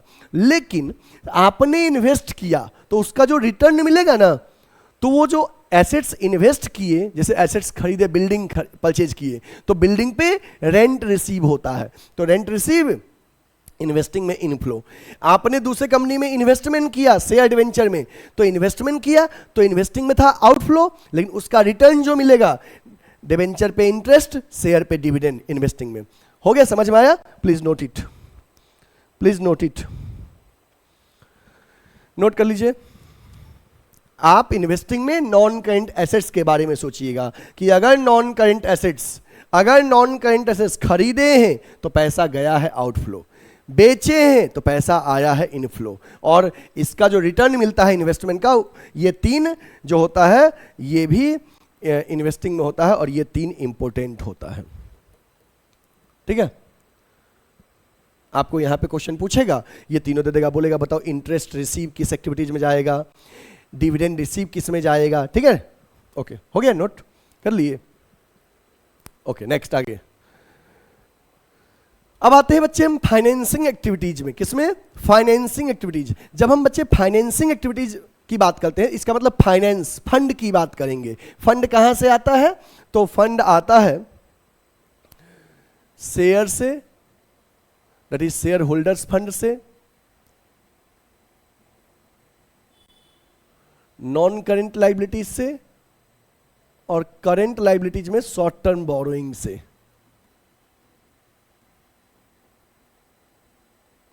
शॉर्ट टर्म बोरोइंग से, ठीक है। मेनली ये दोनों होता है, फाइनेंसिंग में, बट करंट लाइबिलिटीज में शॉर्ट टर्म बोरोइंग भी फाइनेंसिंग में जाता है। ठीक है, ओके, अब आपको समझ में आ गया। अच्छा, ऑपरेटिंग में रूटीन वर्क, इन्वेस्टिंग में नॉन करंट एसेट्स, और फाइनेंसिंग में share holders fund, that is share capital, non current liabilities, long term borrowing, non current liabilities that is long term borrowing, और current liabilities that is short term borrowing. ठीक है, ये financing में जाता है। ठीक है बच्चे, ओके। अब देखो, आपको देखना है फाइनेंसिंग में किन ट्रांजैक्शन से पैसा आएगा। अगर हम शेयर इशू करेंगे, मतलब पब्लिक को शेयर दिए, तो पैसा आया, इनफ्लो। हमने लोन लिया, चाहे शॉर्ट टर्म हो चाहे लॉन्ग टर्म हो, पैसा आया, इनफ्लो। यही चीज जब वापस करेंगे, शेयर होल्डर्स का पैसा वापस कर देंगे, redemption of preference share, debenture holders का पैसा वापस करेंगे, लोन वापस करेंगे, तो पैसा जाएगा आउटफ्लो। समझ में आ गया बात ना? तो ध्यान दो। चलो, फाइनेंसिंग में कैश का इनफ्लो किन किन ट्रांजैक्शन से होता है? तो proceeds from issue of share in cash, आप शेयर को कैश में इशू किए, पैसा आया, इनफ्लो। आपको कैश पे ध्यान देना है। यही चीज आप अगर issue of debenture in cash, अगर डिवेंचर कैश में इशू करेंगे तो आएगा। सवाल होगा सर कैश में क्यों लिख दिए आप, कैश ही में तो करते नहीं बच्चे, अदर देन कैश भी होता है इशू, अदर देन कैश वाले में इनफ्लो नहीं होगा। कैश में इशू करोगे शेयर या डिवेंचर तभी इनफ्लो होगा। लोन रेज्ड, चाहे लॉन्ग टर्म लोन हो चाहे शॉर्ट टर्म लोन हो, पैसा लोन लिए, पैसा आया। Increase in bank overdraft, bank overdraft बढ़ा, मतलब कि हमने और बोरोइंग किया। Cash credit, it is a part of short term loan, पैसा बढ़ा मतलब कि लोन लिए हैं।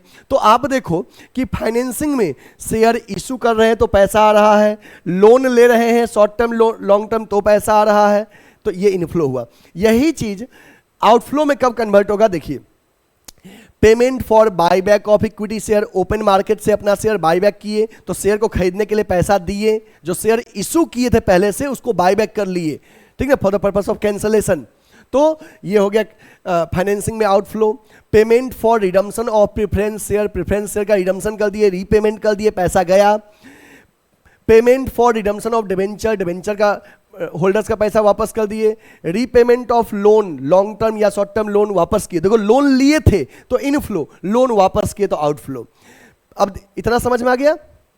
ओके, अब आगे सुनिए बच्चे, जैसे हम फाइनेंसिंग में शेयर इशू किए तो शेयर होल्डर्स शेयर इशू किए, तो इशू से जो पैसा आया फाइनेंसिंग में इनफ्लो। अब इन शेयर होल्डर्स को हम क्या पे करेंगे? कहोगे सर डिविडेंड पे करेंगे। तो चाहे कोई भी डिविडेंड हो, एंट्रीम डिविडेंड हो, प्रपोज डिविडेंड हो, ये पे करेंगे तो पैसा जाएगा। ये फाइनेंसिंग एक्टिविटीज में आया था, तो इससे रिलेटेड जो पेमेंट करेंगे शेयर होल्डर्स को वो फाइनेंसिंग में आउटफ्लो।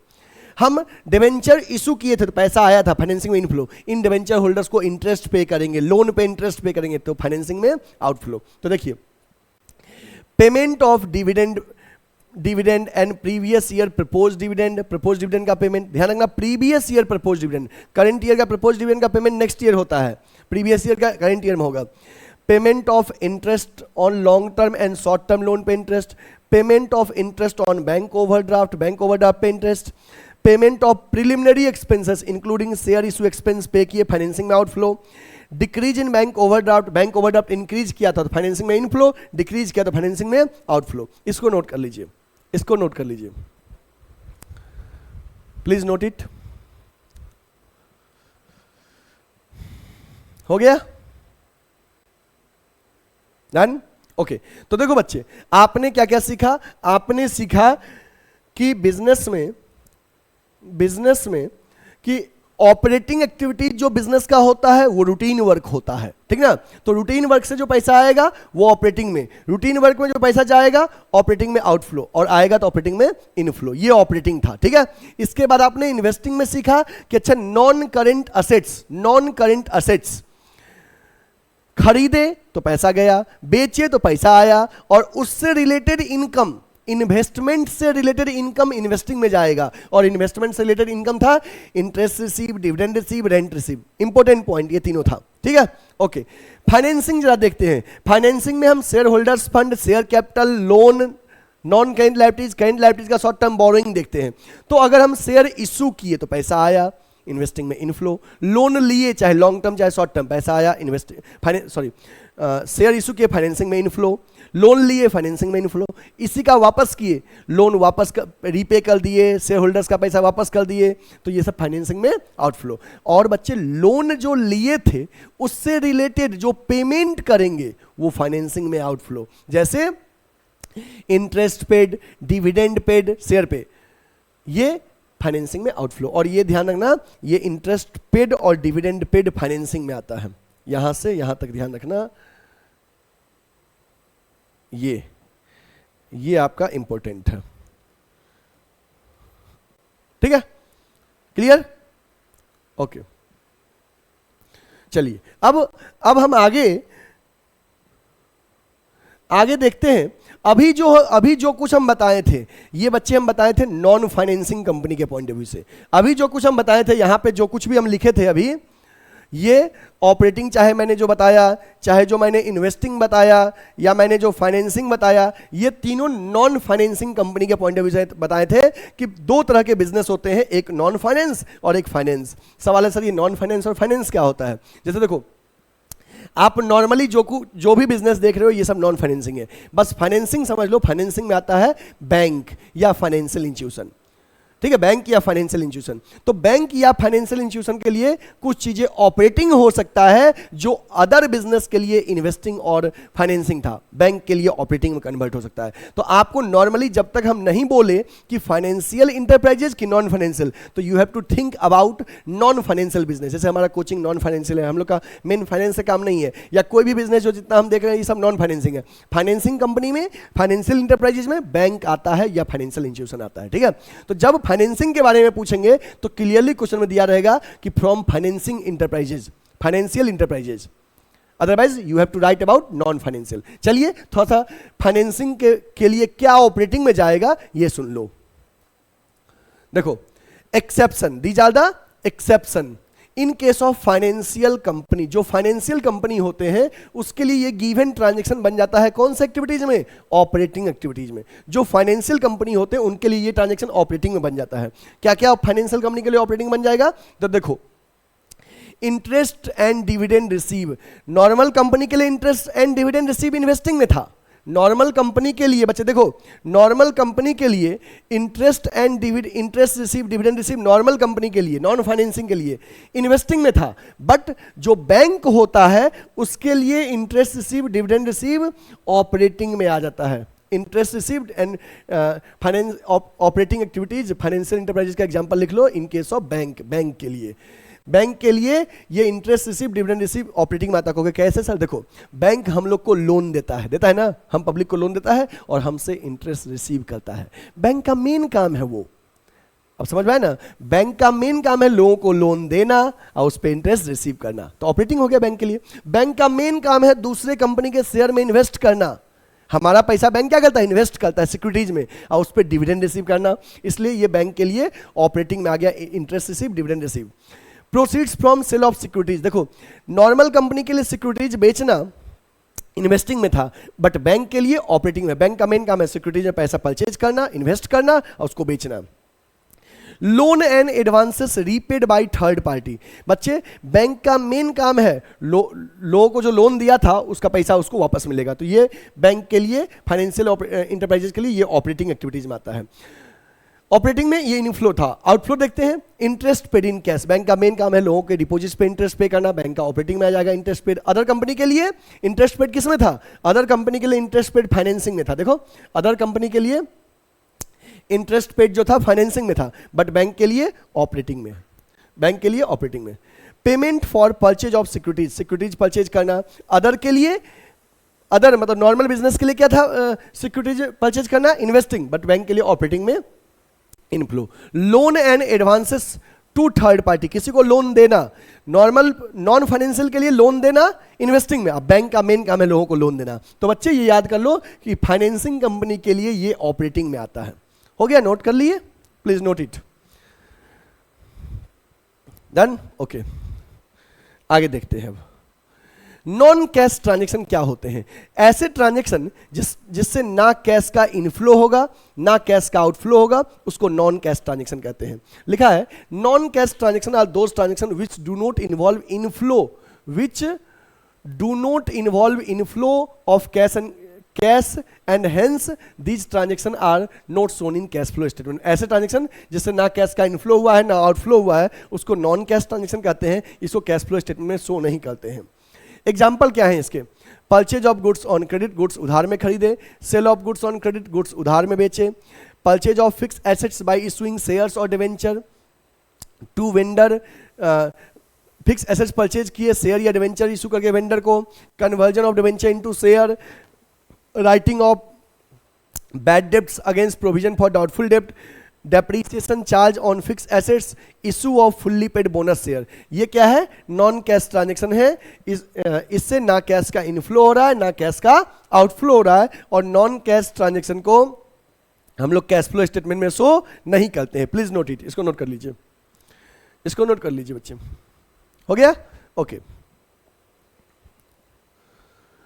अब है transaction not regarded as cash flow, ऐसे ट्रांजेक्शन जिससे कैश का फ्लो नहीं होता है। देखो अभी हम लोग पढ़े थे नॉन कैश ट्रांजेक्शन, अब है transaction not regarded as cash flow. इसमें बच्चे गलती से समझ लेते हैं कि अच्छा बैंक में पैसा जमा किए पैसा गया आउटफ्लो, नहीं बच्चे, ये सब कैश एंड कैश इक्विवेलेंट है। चाहे कैश एंड कैश इक्विवेलेंट के एक कंपोनेंट को दूसरे में कन्वर्ट करेंगे, कैश बैंक में जमा करेंगे या बैंक से कैश विड्रॉ करेंगे, इसमें ना ही कैश का इनफ्लो हुआ ना ही आउटफ्लो हुआ, because this is the component of cash and cash equivalent. Cash and cash equivalent में चेंजेस नहीं हुआ, इसलिए ना इनफ्लो ना आउटफ्लो। चलिए देखिए, transaction which are movement between the components of cash and cash equivalent are not cash flow statement, it result in reduction in one component of cash and cash equivalent and increase in another component। कह रहा है ऐसे transaction जिसमें cash and cash equivalent के एक component को दूसरे में कन्वर्ट हो रहा है, उसमें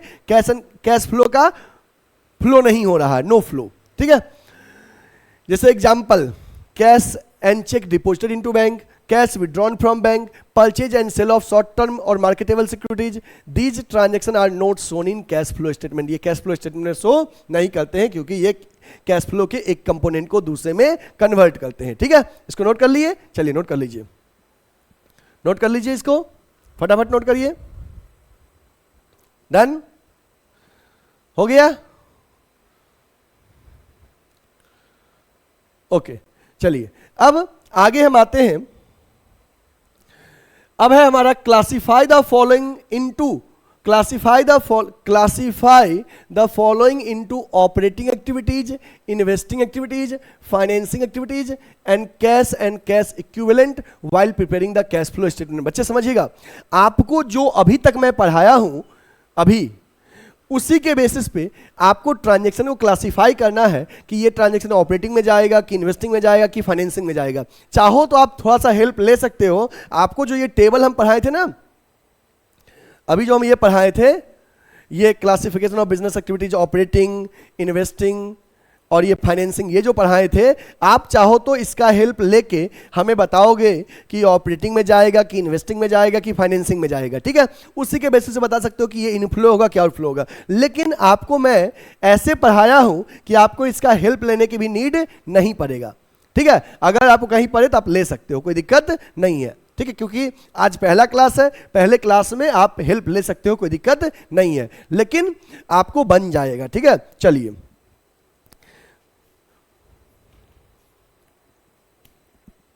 चलिए अब क्वेश्चन करते हैं कैश फ्लो स्टेटमेंट का। कौन सा क्वेश्चन करेंगे हम लोग? बिजनेस के एक्टिविटीज को क्लासिफाई करना है हमको, बिजनेस के ट्रांजैक्शन को क्लासिफाई करना है कि ये ट्रांजैक्शन ऑपरेटिंग में जाएगा कि इन्वेस्टिंग में जाएगा कि फाइनेंसिंग में जाएगा कि कैश एंड कैश इक्विवेलेंट में जाएगा। ठीक है, चलिए करेंगे और बहुत अच्छे से समझने की भी कोशिश करिएगा, हम समझाएंगे भी। नोट बाद में करिएगा, जब लिखने के लिए कहेंगे तब, पहले समझिएगा। ठीक ना?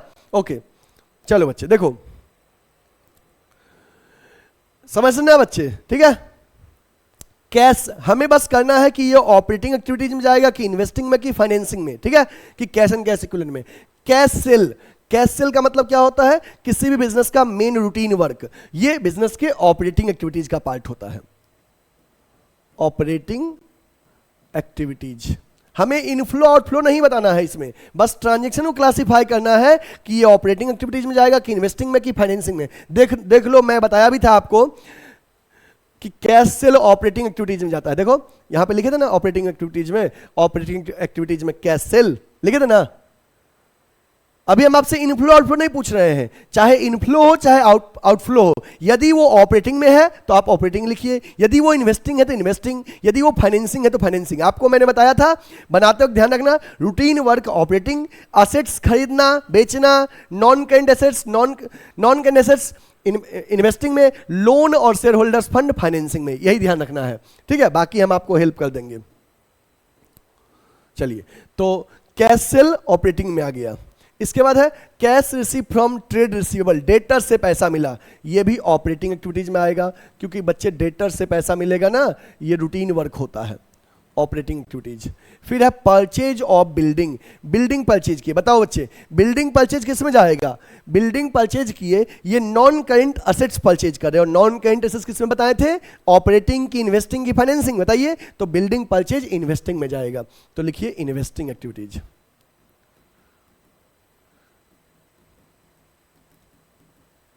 नेक्स्ट है सेल ऑफ बिल्डिंग, ये भी जाएगा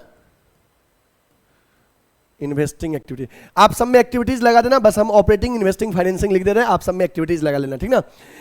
issue of share capital, share issue किए, ये किस में जाएगा? फाइनेंसिंग।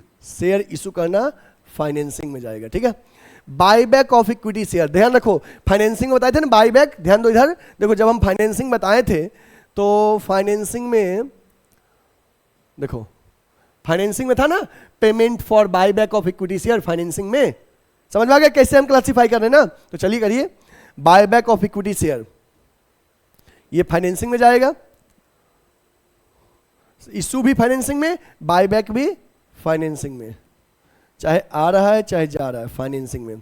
डिविडेंड पेड, याद रखना बच्चे, डिविडेंड रिसीव इन्वेस्टिंग में था और डिविडेंड पेड जो होता है ये फाइनेंसिंग में जाता है, क्योंकि हम शेयर इशू किए थे, इशू करना फाइनेंसिंग में था, तो उससे रिलेटेड एक्सपेंस जो पे करेंगे वो भी फाइनेंसिंग में जाएगा। डिविडेंड पेड फाइनेंसिंग एक्टिविटीज में, फाइनेंसिंग एक्टिविटीज में डिविडेंड पेड, ठीक है। और ये डिविडेंड पेड वाला जो है ये इंपॉर्टेंट है, डिविडेंड पेड जो है ये इंपॉर्टेंट है, ठीक है। डिविडेंड पेड इंपॉर्टेंट था। नेक्स्ट पूछा गया है इंटरेस्ट पेड ऑन डिवेंचर और लॉन्ग टर्म लोन बाय, दो ऑप्शन है इसमें, एक मतलब दो पॉइंट ऑफ व्यू से है, एक फाइनेंस कंपनी और एक नॉन फाइनेंस कंपनी। देखो interest paid on debenture finance company के लिए ये चला जाएगा किस एक्टिविटीज में, ऑपरेटिंग एक्टिविटीज में। फाइनेंस कंपनी बैंक का मेन काम होता है इंटरेस्ट पे करना, और नॉन फाइनेंस के लिए चला जाएगा, नॉन फाइनेंस के लिए फाइनेंसिंग एक्टिविटीज में। देखो बैंक के लिए, बैंक का मेन काम है लोगों को इंटरेस्ट पे करना, तो बैंक के लिए इंटरेस्ट पेड फाइनेंस कंपनी के लिए ऑपरेटिंग में, और नॉन फाइनेंस कंपनी के लिए फाइनेंसिंग में। अगर नहीं पूछता कि फाइनेंस है कि नॉन फाइनेंस तो हम सोचेंगे नॉन फाइनेंस के पॉइंट ऑफ व्यू से, लेकिन जब बोल देगा फाइनेंस तो फाइनेंस के पॉइंट ऑफ व्यू सोचना है। नेक्स्ट है कैश परचेजेज, मतलब गुड्स परचेज इन कैश, तो गुड्स कैश में परचेज करेंगे किस में जाएगा, ऑपरेटिंग एक्टिविटीज में जाएगा। नेक्स्ट है cash paid to trade payable, trade payable को कैश पे किए, ये किस में जाएगा, ट्रेड पेबल को कैश पे करेंगे तो ऑपरेटिंग एक्टिविटीज में जाएगा। Redemption of debenture and preference share, debenture और प्रेफरेंस शेयर का रिडम्पशन किए, ये किस में जाएगा, तो ये फाइनेंसिंग में जाएगा। आपको क्रॉस चेक करना है तो कर सकते हो। देखो डिवेंचर और प्रेफरेंस शेयर का रिडम्पशन किए, तो देखो था ना, payment for redemption of preference share, payment for redemption of debenture, है ना फाइनेंसिंग में, बताओ है ना जी। ऐसे ही हम क्लासिफाई कर रहे हैं, ठीक है, okay. Redemption of debenture and preference share ये फाइनेंसिंग में जाएगा। फाइनेंसिंग एक्टिविटीज, चलिए ये आप नोट कर लीजिए, ये नोट कर लीजिए, हो गया, डन, ओके। आगे इसी का आगे का पार्ट, इसी क्वेश्चन का नेक्स्ट है रीपेमेंट। अच्छा अभी कहोगे सर इतना बड़ा क्वेश्चन आएगा, नहीं इतना बड़ा क्वेश्चन आएगा, इसमें से कोई एक या दो कंपोनेंट पूछेगा, मैं आपको सिखा रहा हूं, ठीक ना। इतना बड़ा क्वेश्चन नहीं आएगा, इसमें से एक दो कंपोनेंट आएगा। अभी आपका शुरुआती क्लास है, अभी सीखो, ट्रांजेक्शन को क्लासिफाई करना सीखो, ठीक ना, कि ये आइटम कहाँ किसका पार्ट है, ये किसका पार्ट है, ये किसका पार्ट है, ऑपरेटिंग इन्वेस्टिंग फाइनेंसिंग, डिटेल में भी सीखो। इसमें से कोई एक दो कंपोनेंट आपको दे देगा एग्जाम में, ठीक है, okay. Next payment of, repayment of long term loan, long term loan repay किए, बताओ बच्चे लॉन्ग टर्म लोन रीपे करेंगे किस में जाएगा, फाइनेंसिंग एक्टिविटीज में जाएगा।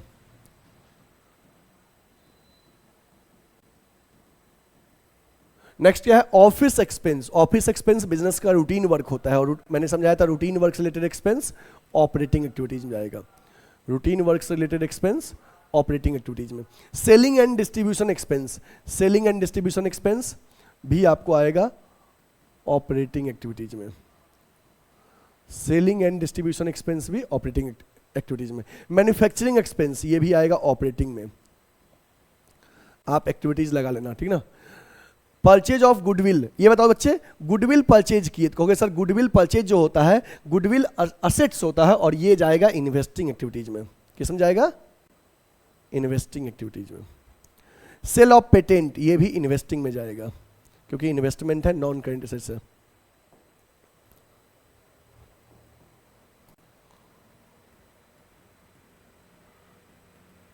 Investing activity.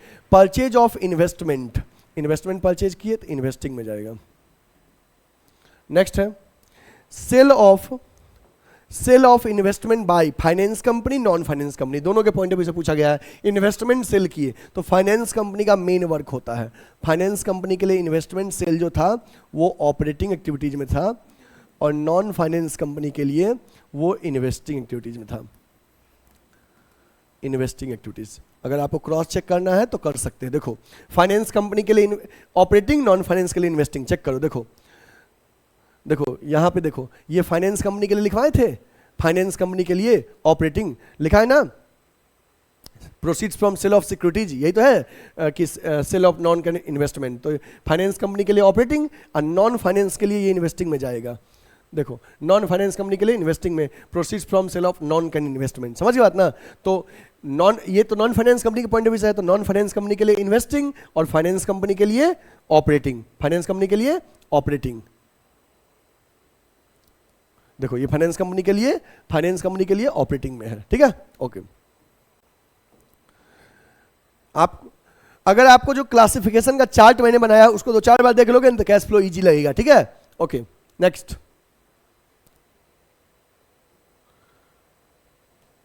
नेक्स्ट है commission and royalty receive.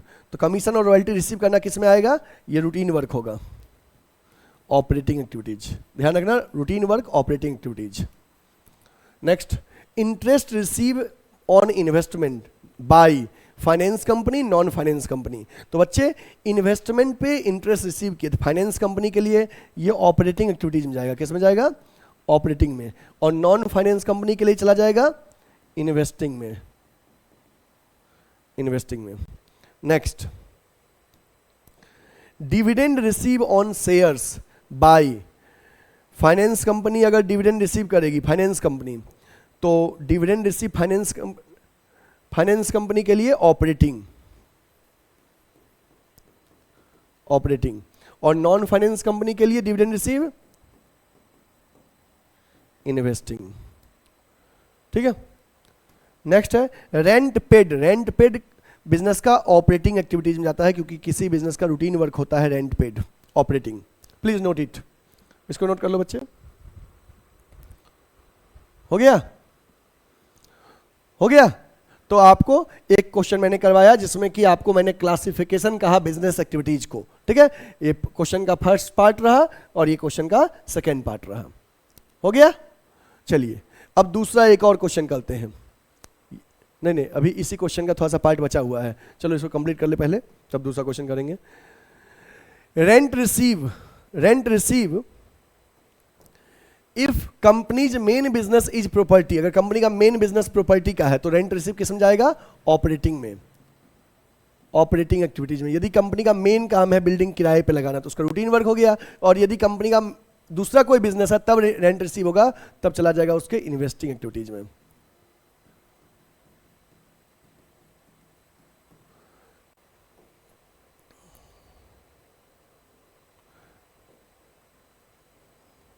Next है इनकम टैक्स पेड जो है ये ऑपरेटिंग एक्टिविटीज में जाएगा,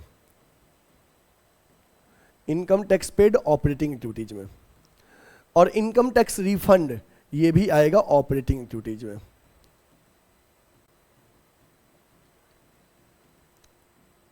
नेक्स्ट है बैंक बैलेंस। देखो बैंक बैलेंस ना ऑपरेटिंग में जाएगा, ना इन्वेस्टिंग में जाएगा, ना फाइनेंसिंग में जाएगा। बैंक बैलेंस किस में जाएगा, ये जाएगा कैश एंड कैश इक्विवेलेंट में, कैश एंड कैश इक्विवेलेंट में। Short term deposits in bank ये किस में जाएगा, ये भी जाएगा cash and cash equivalent.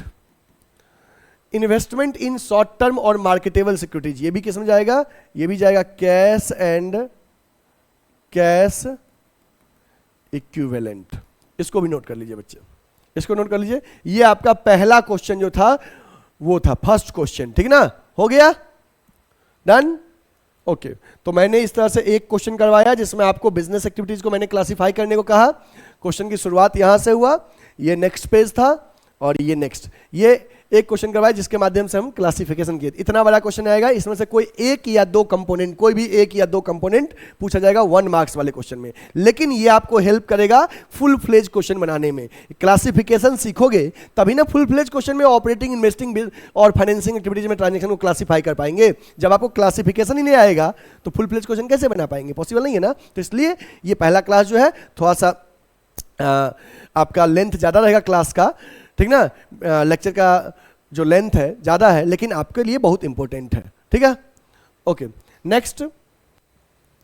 Next आपको है classify the following activities into operating activities, investing activities, financing activities in case of financial enterprises और नॉन फाइनेंशियल इंटरप्राइजेज। बच्चे ये जो ट्रांजेक्शन हम दिए हैं इनको आपको क्लासिफाई करना है कि फाइनेंशियल इंटरप्राइजेज के ये किस कैटेगरी में जाएगा, ऑपरेटिंग की, इन्वेस्टिंग की, नॉन की फाइनेंसिंग, और नॉन फाइनेंशियल के लिए, फाइनेंशियल मतलब बैंक के पॉइंट ऑफ व्यू से, और नॉन फाइनेंशियल मतलब अदर बिजनेस के पॉइंट ऑफ व्यू से। चलिए वन बाय वन क्लासिफाई करते हैं।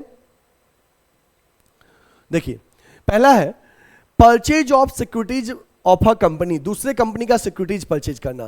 फाइनेंशियल इंटरप्राइजेज के लिए दूसरे कंपनी का सिक्योरिटीज परचेज करना ऑपरेटिंग एक्टिविटीज में जाता है। मैं बस ऑपरेटिंग लिख दे रहा हूं, आप एक्टिविटीज लगा लेना, ठीक ना। और फाइनेंशियल कंपनी के लिए ऑपरेटिंग एक्टिविटीज में, और नॉन फाइनेंशियल कंपनी के लिए किस में जाएगा, नॉन फाइनेंशियल कंपनी के लिए सिक्योरिटीज परचेज करना इन्वेस्टिंग एक्टिविटीज में जाएगा, इन्वेस्टिंग एक्टिविटीज, ठीक है। ओके, नेक्स्ट है brokerage paid for purchase of securities. अगर सिक्योरिटीज के लिए ब्रोकरेज पे किए तो बच्चे, अगर सिक्योरिटीज के लिए ब्रोकरेज पे करेंगे तो फाइनेंसिंग कंपनी के लिए तो वो ऑपरेटिंग में ही रहेगा, और नॉन फाइनेंसिंग के लिए इन्वेस्टिंग में रहेगा। नेक्स्ट है sale of securities of a company, company का सिक्योरिटीज सेल करना, तो फाइनेंसिंग कंपनी के लिए सिक्योरिटीज का सेल करना ऑपरेटिंग एक्टिविटीज में, और नॉन फाइनेंसिंग के लिए इन्वेस्टिंग में। लोन्स एंड एडवांस मेड, तो फाइनेंशियल कंपनी के लिए लोन देना ऑपरेटिंग में, बैंक लोन देता है हम लोग को, बैंक का रूटीन वर्क है, बट नॉर्मल कंपनी किसी को लोन दे तो वो इन्वेस्टिंग में जाएगा, loans and advances. Next receipt from repayment of loans and advance, कोई लोन एंड एडवांस हमको रीपे करता है तो बैंक को कोई लोन वापस करेगा तो बैंक के लिए वो ऑपरेटिंग वर्क है, अदर कंपनी के लिए वो इन्वेस्टिंग का पार्ट है। Next interest receive on securities, अगर सिक्योरिटीज पे हमको इंटरेस्ट रिसीव होता है तो हमने दूसरे कंपनी में पैसा लगाया था, उन सिक्योरिटीज पे, डिवेंचर्स वगैरह पे हमें इंटरेस्ट रिसीव होगा तो बैंक के लिए वो मेन काम है, ऑपरेटिंग में जाएगा, और अदर बिजनेस के लिए वो इन्वेस्टिंग में जाएगा, ठीक है। डिविडेंड रिसीव ऑन सिक्योरिटीज, अगर हम दूसरे कंपनी के सिक्योरिटीज में पैसा लगाए हैं शेयर्स वगैरह में और उस पर डिविडेंड मिलेगा तो बैंक का मेन काम है, बैंक के लिए ऑपरेटिंग में जाएगा, और अदर बिजनेस से किस में जाएगा, इन्वेस्टिंग में जाएगा। इसके बाद इंटरेस्ट पेड ऑन बोरोइंग, अगर हम बोरोइंग पे इंटरेस्ट पे करते हैं, interest paid on borrowing, borrowing पे इंटरेस्ट पे करेंगे, इंटरेस्ट पेड ऑन बोरोइंग, तो बैंक के लिए इंटरेस्ट पेड जो होगा वो ऑपरेटिंग में जाएगा, और हम लोग के लिए इंटरेस्ट पेड किस में जाएगा, फाइनेंसिंग एक्टिविटीज में जाएगा, क्योंकि हम लोग लोन लेते हैं तो फाइनेंसिंग में जाता है। Dividend paid to shareholders, देख लेना ये वाला पॉइंट इंपॉर्टेंट है, डिविडेंड पेड, ये लास्ट के जो 4 सेंटेंस लिखा है मैंने, ये इंपॉर्टेंट है, ठीक है। लास्ट के 4 सेंटेंस जो लिखे हैं ये इंपॉर्टेंट है, ठीक है। तो डिविडेंड पेड, ध्यान रखना, डिविडेंड पेड सबके लिए फाइनेंसिंग होगा, चाहे वो बैंक हो, चाहे वो फाइनेंशियल इंटरप्राइजेज हो, चाहे नॉन फाइनेंशियल हो, डिविडेंड पेड सबके लिए फाइनेंसिंग एक्टिविटीज में जाएगा।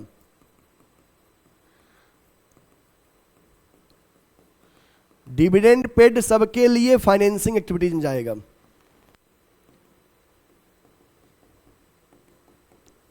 ठीक है। ओके, इंटरेस्ट रिसीव फाइनेंशियल के लिए ऑपरेटिंग, हम लोग के लिए इन्वेस्टिंग, डिविडेंड रिसीव फाइनेंशियल के लिए ऑपरेटिंग, हम लोग के लिए इन्वेस्टिंग, इंटरेस्ट पेड फाइनेंशियल के लिए ऑपरेटिंग, हम लोग के लिए फाइनेंसिंग, और डिविडेंड पेड सबके लिए फाइनेंसिंग, ठीक ना। ये 4 सेंटेंस बच्चे बहुत अच्छे से देख लीजिएगा, ये 4 सेंटेंस बहुत अच्छे से देख लीजिएगा, वेरी वेरी इंपॉर्टेंट, ठीक है। ये चारों अच्छे से इसको समझ लीजिएगा, ठीक ना। चलिए इसको नोट कर लीजिए, ये क्वेश्चन नोट कर लीजिए फटाफट। हो गया, डन हो गया बच्चे, नोट कर लिए।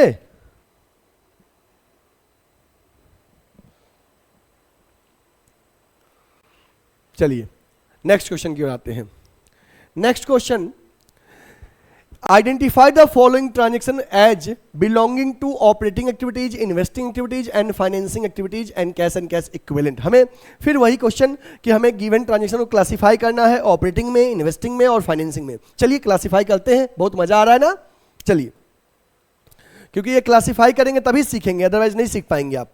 चलिए, लिखा है कैश परचेज ऑफ गुड्स। बच्चे गुड्स कैश में परचेज किए, ये आपके बिजनेस का रूटीन वर्क है, ये ऑपरेटिंग एक्टिविटीज में जाएगा। किस में जाएगा? ऑपरेटिंग एक्टिविटीज में। एक्टिविटीज आप लगा दीजिएगा, ठीक है, सब में। परचेज ऑफ शेयर, हम शेयर परचेज करेंगे, इशू ऑफ शेयर नहीं है, ध्यान रखना है, इशू ऑफ शेयर नहीं है, परचेज ऑफ शेयर है। हम शेयर खरीदे, मतलब मैंने इन्वेस्टमेंट किया, इन्वेस्टिंग में। और वही इशू ऑफ शेयर किस में जाएगा? फाइनेंसिंग में। आपको है परचेज ऑफ शेयर, ये जाएगा इन्वेस्टिंग एक्टिविटीज में।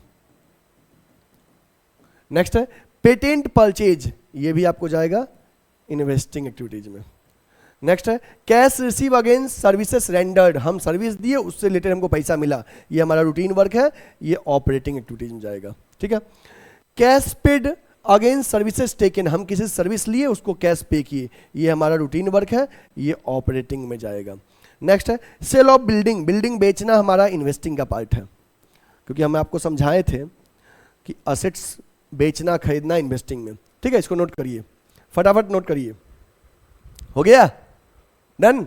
ओके, नेक्स्ट क्वेश्चन आइए, मतलब इसी का रिमेनिंग पार्ट होगा। हाँ, इसी का रिमेनिंग पार्ट है। देखिए, income tax paid on gain on sale of building, हम बिल्डिंग बेचे, उस पे गेन हुआ, उससे रिलेटेड इनकम टैक्स, तो ये इन्वेस्टिंग में जाएगा। अगर नॉर्मली इनकम टैक्स मिलता, मतलब पे करते, तो ऑपरेटिंग में जाता है, बट हमको बिल्डिंग पे गेन हुआ, उससे रिलेटेड इनकम टैक्स इन्वेस्टिंग का पार्ट हुआ। डिविडेंड पेड किस में आता है बच्चे? डिविडेंड पेड फाइनेंसिंग में आएगा। कुछ नहीं बोलेगा तो नॉन फाइनेंसिंग कंपनी के पॉइंट ऑफ व्यू सोचना, ठीक ना। और वैसे भी डिविडेंड पेड सबके लिए फाइनेंसिंग ही होता है। Balance of current investment, balance of current investment जो होगा, ये आएगा कैश एंड कैश इक्विवेलेंट में। ये तीनों में से किसी एक्टिविटीज में नहीं जाएगा, तो ये कैश एंड कैश इक्विवेलेंट में आएगा। बैलेंस ऑफ मार्केटेबल सिक्योरिटीज, ये भी आएगा cash and cash equivalent. Next, decrease in balance of bank overdraft and cash credit, bank overdraft का बैलेंस डिक्रीज किया, तो बैंक ओवरड्राफ्ट, तो बैंक ओवरड्राफ्ट किस में जाता है बच्चे? फाइनेंसिंग में। Next, interest paid on bank overdraft, bank overdraft pay interest पे करेंगे, ये भी फाइनेंसिंग एक्टिविटीज में। ठीक है, चलिए इसको नोट कर लीजिए, इसको नोट कर लीजिए, please note it.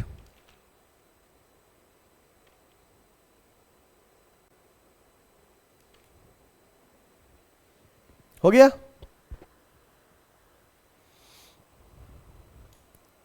Done? Okay.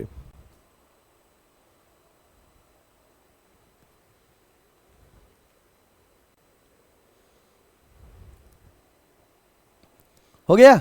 चलिए नेक्स्ट क्वेश्चन आपके सामने स्क्रीन पे है। नेक्स्ट क्वेश्चन है, state which of the following would result in, state which of the following would result in inflow and outflow of cash and cash equivalent. बच्चे आपको पूछ रहा है, बताइए इनमें से किस ट्रांजैक्शन से कैश का इनफ्लो हो रहा है, किस से आउटफ्लो हो रहा है। ठीक है, तो बताना है कि इस, अगर आपको देखना है जिस ट्रांजैक्शन से पैसा आए वो इनफ्लो, और जिससे जाए वो आउटफ्लो, और जिससे ना ही आए ना ही जाए नो फ्लो। क्लियर? चलिए देखते हैं किस ट्रांजैक्शन से पैसा आ रहा है, किससे जा रहा है, इनफ्लो, आउटफ्लो और नो फ्लो। चलिए देखिए, purchase of inventory for cash, अगर हमने इन्वेंट्री, आपको कैश पे ध्यान देना है, इन्वेंट्री पे मत देना, असेट्स पे मत देना, लोन पे मत देना। आपको कैश के बारे में सोचना है कि पैसा आया तो इनफ्लो, पैसा गया तो आउटफ्लो, ना ही आया ना ही गया नो फ्लो। क्लियर? चलिए देखिए, purchase of inventory for cash, अगर हम इन्वेंट्री कैश में खरीदे, पैसा गया है तो this is outflow. Next, purchase of goods on credit, goods उधार में खरीदे, कैसे खरीदे? उधार में, क्रेडिट में खरीदे, तो जब उधार में खरीदे तो ना ही आया ना ही गया no flow. Next, purchase of goods costing 1 lakh for 95,000 for cash. 1 lakh का गुड्स 95,000 में third one is sale of goods costing 1 lakh for 95,000 for cash. 1 lakh का गुड्स 95,000 में बेचा, तो कैश में तो पैसा तो आया ना जी, लॉस नहीं देखना है, पैसा तो आया ना, कितना आएगा 95,000 से कैश आएगा, तो इनफ्लो। आपको बस इनफ्लो आउटफ्लो बताना है, तो inflow. Sale of goods on credit, goods उधार में बेचे, तो उधार में बेचे तो no flow. Next, purchase of fix assets by issue of share. हमने फिक्स एसेट्स परचेज किया, बट कैसे? By issue of share, share issue करके। तो किसी से हमने एसेट्स खरीदा और उसको अपने कंपनी का शेयर दे दिए, तो कैश का कोई मूवमेंट हुआ? कहोगे नहीं sir, this is no flow, this is no flow, ये नॉन कैश ट्रांजेक्शन हो गया। Next, sale of fix assets, book value 5 lakh at a loss of 10%। 5 lakh का जिस असेट्स का दाम था उसको 10% के लॉस में बेचे, मतलब कि 50 शेयर के लॉस में बेचे, 450 में बेचे, तो पैसा आया कि गया? कहोगे सर सेल किए तो पैसा आया, इनफ्लो। हमको बस इनफ्लो आउटफ्लो बताना है, inflow. Next, cash receive from trade receivable 36,000 allowed discount 4,000। Trade receivable से कैश मिला 36,000 और डिस्काउंट दिए, तो जितना से कैश मिला, कैश रिसीव जितना से किए ट्रेड रिसीवेबल से 36,000, तो 36,000 का क्या हुआ? इनफ्लो, पैसा आया। Next, cash pay to trade payable, trade payable को कैश पे किए, पैसा गया, this is outflow. Next, share issued for cash, share cash में इशू किए, पैसा आया, this is inflow. Please note it, इसको जल्दी से नोट करिए। तो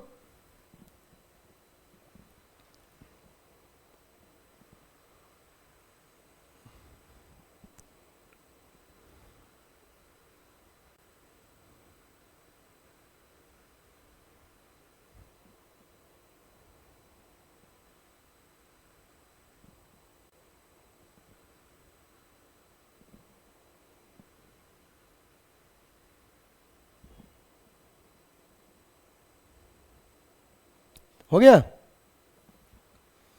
क्लियर? नेक्स्ट, हो गया, नोट कर लिए? चलिए अगला क्वेश्चन देखिए इसके बाद का, इसी क्वेश्चन में। नेक्स्ट है, buyback of equity share, open market से अपना शेयर बाईबैक कर लिए, तो पैसा क्या हुआ? आया कि गया? कहोगे सर बाईबैक करेंगे तो पैसा जाएगा, this is outflow, this is outflow. Issue off fully paid bonus share, bonus share issue किया। आपको ध्यान रखना चाहिए कि बोनस शेयर इशू करते हैं, इसका मतलब कि रिजर्व में से शेयर इशू कर दिए, तो रिजर्व घटा, शेयर कैपिटल बढ़ा, कैश का कोई मूवमेंट नहीं हुआ, क्योंकि शेयर कैश में नहीं इशू कर रहे, बोनस शेयर रिजर्व में से इशू करते हैं, तो no flow. Writing off bad dept against provision for doubtful dept, bad डेप्ट को राइट ऑफ किए प्रोविजन फॉर डाउटफुल डेप्ट से, तो यहां पे भी no flow. Dividend proposed by director, तो करंट ईयर का जो डिविडेंड प्रपोज किया जाएगा ना, उसका पेमेंट अगले साल होगा, तो यहां पे no flow. Next, declaration of interim dividend, interim dividend declare करेंगे तो इसका पेमेंट करना होता है, that is outflow. Interim dividend propose dividend में क्या अंतर होता है? इंटरिम डिविडेंड हम लोग क्या कहते हैं, सेशन में कभी भी डिक्लेयर करके पे कर सकते हैं, और प्रपोज डिविडेंड जब हम डिविडेंड सेशन के एंड में जब प्रपोज डिविडेंड डिक्लेयर किया जाएगा, उसका पेमेंट अगले साल होता है, इसलिए प्रपोज डिविडेंड में कैश का फ्लो नहीं हुआ है और इंटरिम डिविडेंड में आउटफ्लो हुआ है। Cash deposited into bank, cash bank में जमा किए, इसमें भी क्या होगा? नो फ्लो, क्योंकि ये कैश एंड कैश इक्विवेलेंट का पार्ट है, कैश एंड कैश इक्विवेलेंट में कोई चेंजेस नहीं हो रहा है। कैश विड्रॉन फ्रॉम बैंक, इसमें भी no flow, cash and cash equivalent में कोई चेंजेस नहीं हो रहा है। Purchase of marketable securities for cash, marketable securities purchase किए, यहां भी no flow, because cash and cash equivalent में कोई चेंजेस नहीं हो रहा है। Sale of current investment at par, par में बेचे, मतलब कैश एंड कैश इक्विवेलेंट में कोई चेंजेस नहीं हुआ, no flow. Decrease in bank overdraft, bank overdraft घट गया, मतलब कि हम लाइबिलिटीज का पेमेंट किए, लाइबिलिटीज का पेमेंट किए तो पैसा गया हमारा, outflow. Next, increase in cash credit, cash credit बढ़ा, मतलब कि लोन लिए हैं, लोन लिए हैं तो पैसा आया है, इनफ्लो। चलिए नोट करिए, तो इसको नोट करिए तो बच्चे जल्दी से,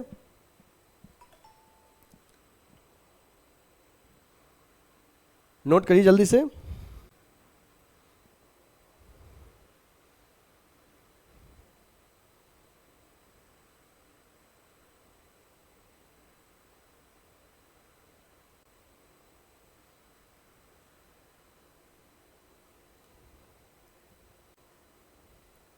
हो गया?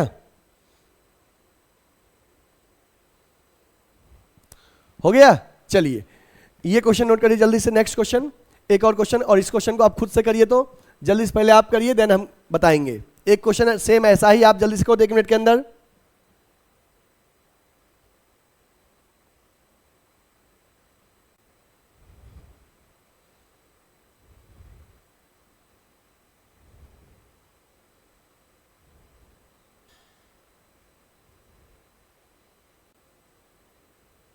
हो गया?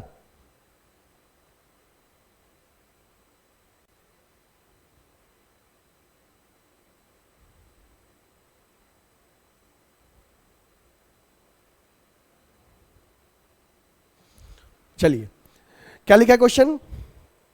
क्वेश्चन लिखा है कि state which of the following transaction would result in inflow and outflow और नो फ्लो ऑफ कैश। किस ट्रांजेक्शन से पैसा आ रहा है, इनफ्लो किससे जा रहा है, आउटफ्लो, और किस में कैश में कोई चेंजेस नहीं है, दैट इज नो फ्लो। चलिए ध्यान दीजिएगा।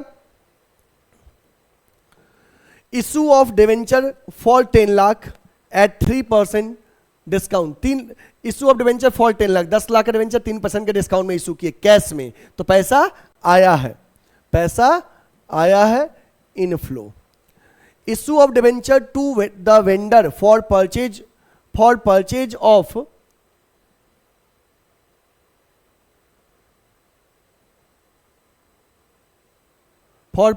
ऑफ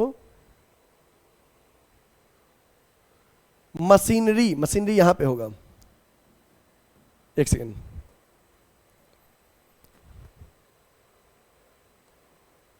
एक सेकेंड बच्चे, फॉर परचेज ऑफ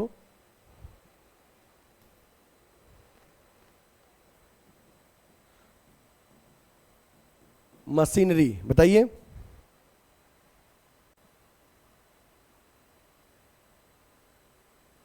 यहां मशीनरी गलती से लिखा गया, ठीक है।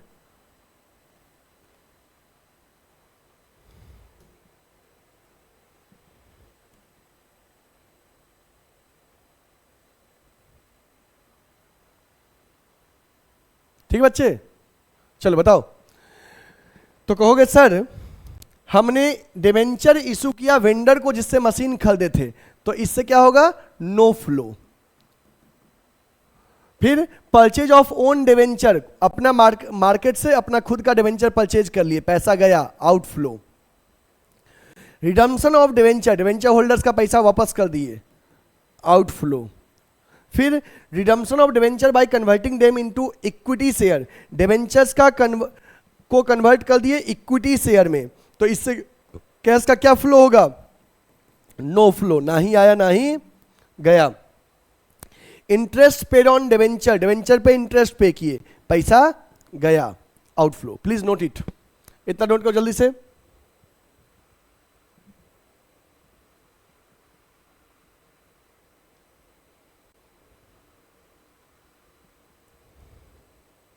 हो गया?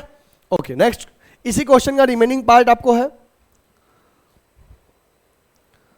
कि purchase of patent, patent purchase किए, पैसा गया, outflow.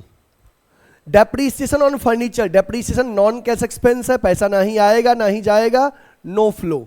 Old furniture written off, पुराना फर्नीचर राइट ऑफ कर दिए, तो इसमें भी no flow. Payment of outstanding rent of previous month, पिछले महीने का आउटस्टैंडिंग रेंट पे कर दिए, तो पैसा जाएगा, आउटफ्लो।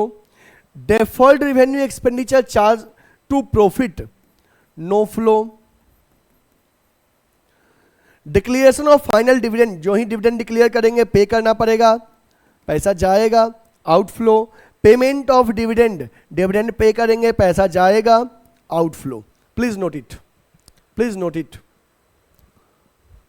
हो गया? चलिए, तो इस तरह से बच्चे, इस तरह से मैंने आपको कैश फ्लो का बेसिक कॉन्सेप्ट जो था कि ट्रांजैक्शन को ऑपरेटिंग में, इन्वेस्टिंग में और फाइनेंसिंग में क्लासिफाई करने को, ये मैंने कैश फ्लो में आपको बता दिया। और जो कुछ भी आज के क्लास में हम आपको बताए हैं, फुल फ्लेज क्वेश्चन को सॉल्व करने में वो आपको हेल्प करेगा, ठीक है। जो कुछ भी बताए हैं फुल फ्लेज क्वेश्चन को सॉल्व करने में आपको हेल्प करेगा। यदि आप सिस्टमेटिकली उसको नोट किए हैं तो ठीक है, और यदि नहीं किए हैं नोट सिस्टमेटिकली तो आप उनको नोट कर सकते हो। ठीक है, आज क्लास का ये सब टॉपिक था, ये फर्स्ट पार्ट। ठीक है, नोट करते चलिए, अगर नहीं नोट किए नोट करते चलिए। Objectives of cash flow statement, benefits of cash flow statement, limitations of cash flow statement, cash and cash equivalent, classification of business activities में operating activities, investing activities, financing activities, financial company के लिए क्या operating में जाएगा, non cash transaction, transaction not regarded as cash flow.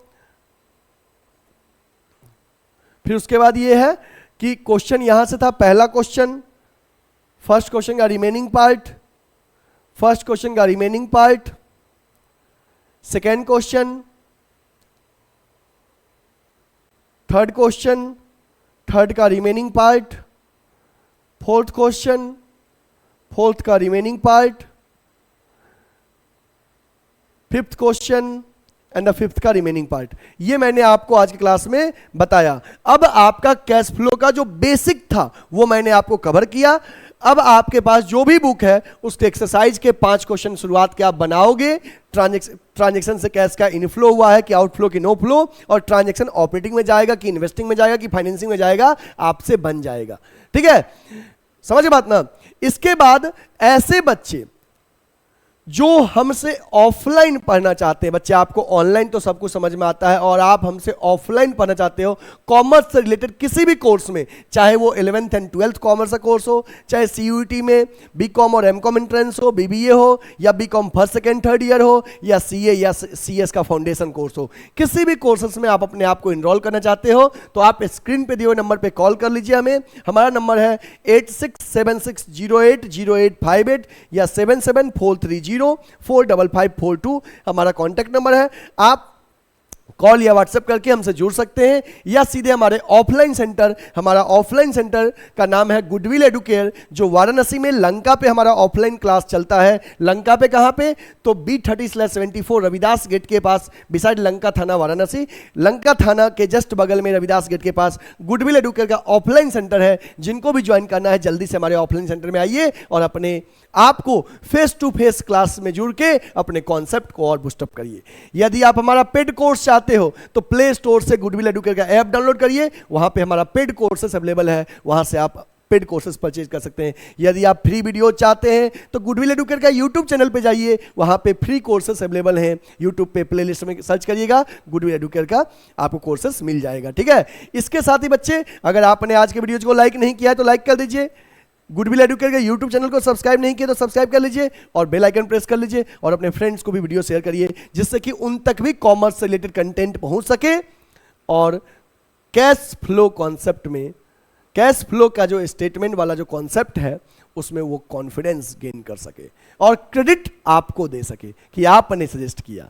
ठीक है, तो आपका प्यार और सपोर्ट के से ही चैनल ग्रो कर रहा है, तो लाइक, चैनल को सब्सक्राइब और लेक्चर को शेयर करना ना भूले। थैंक यू बच्चे, will meet again in next class, and next class में आगे का टॉपिक आपको डिस्कस करेंगे। Thank you, take care, bye bye.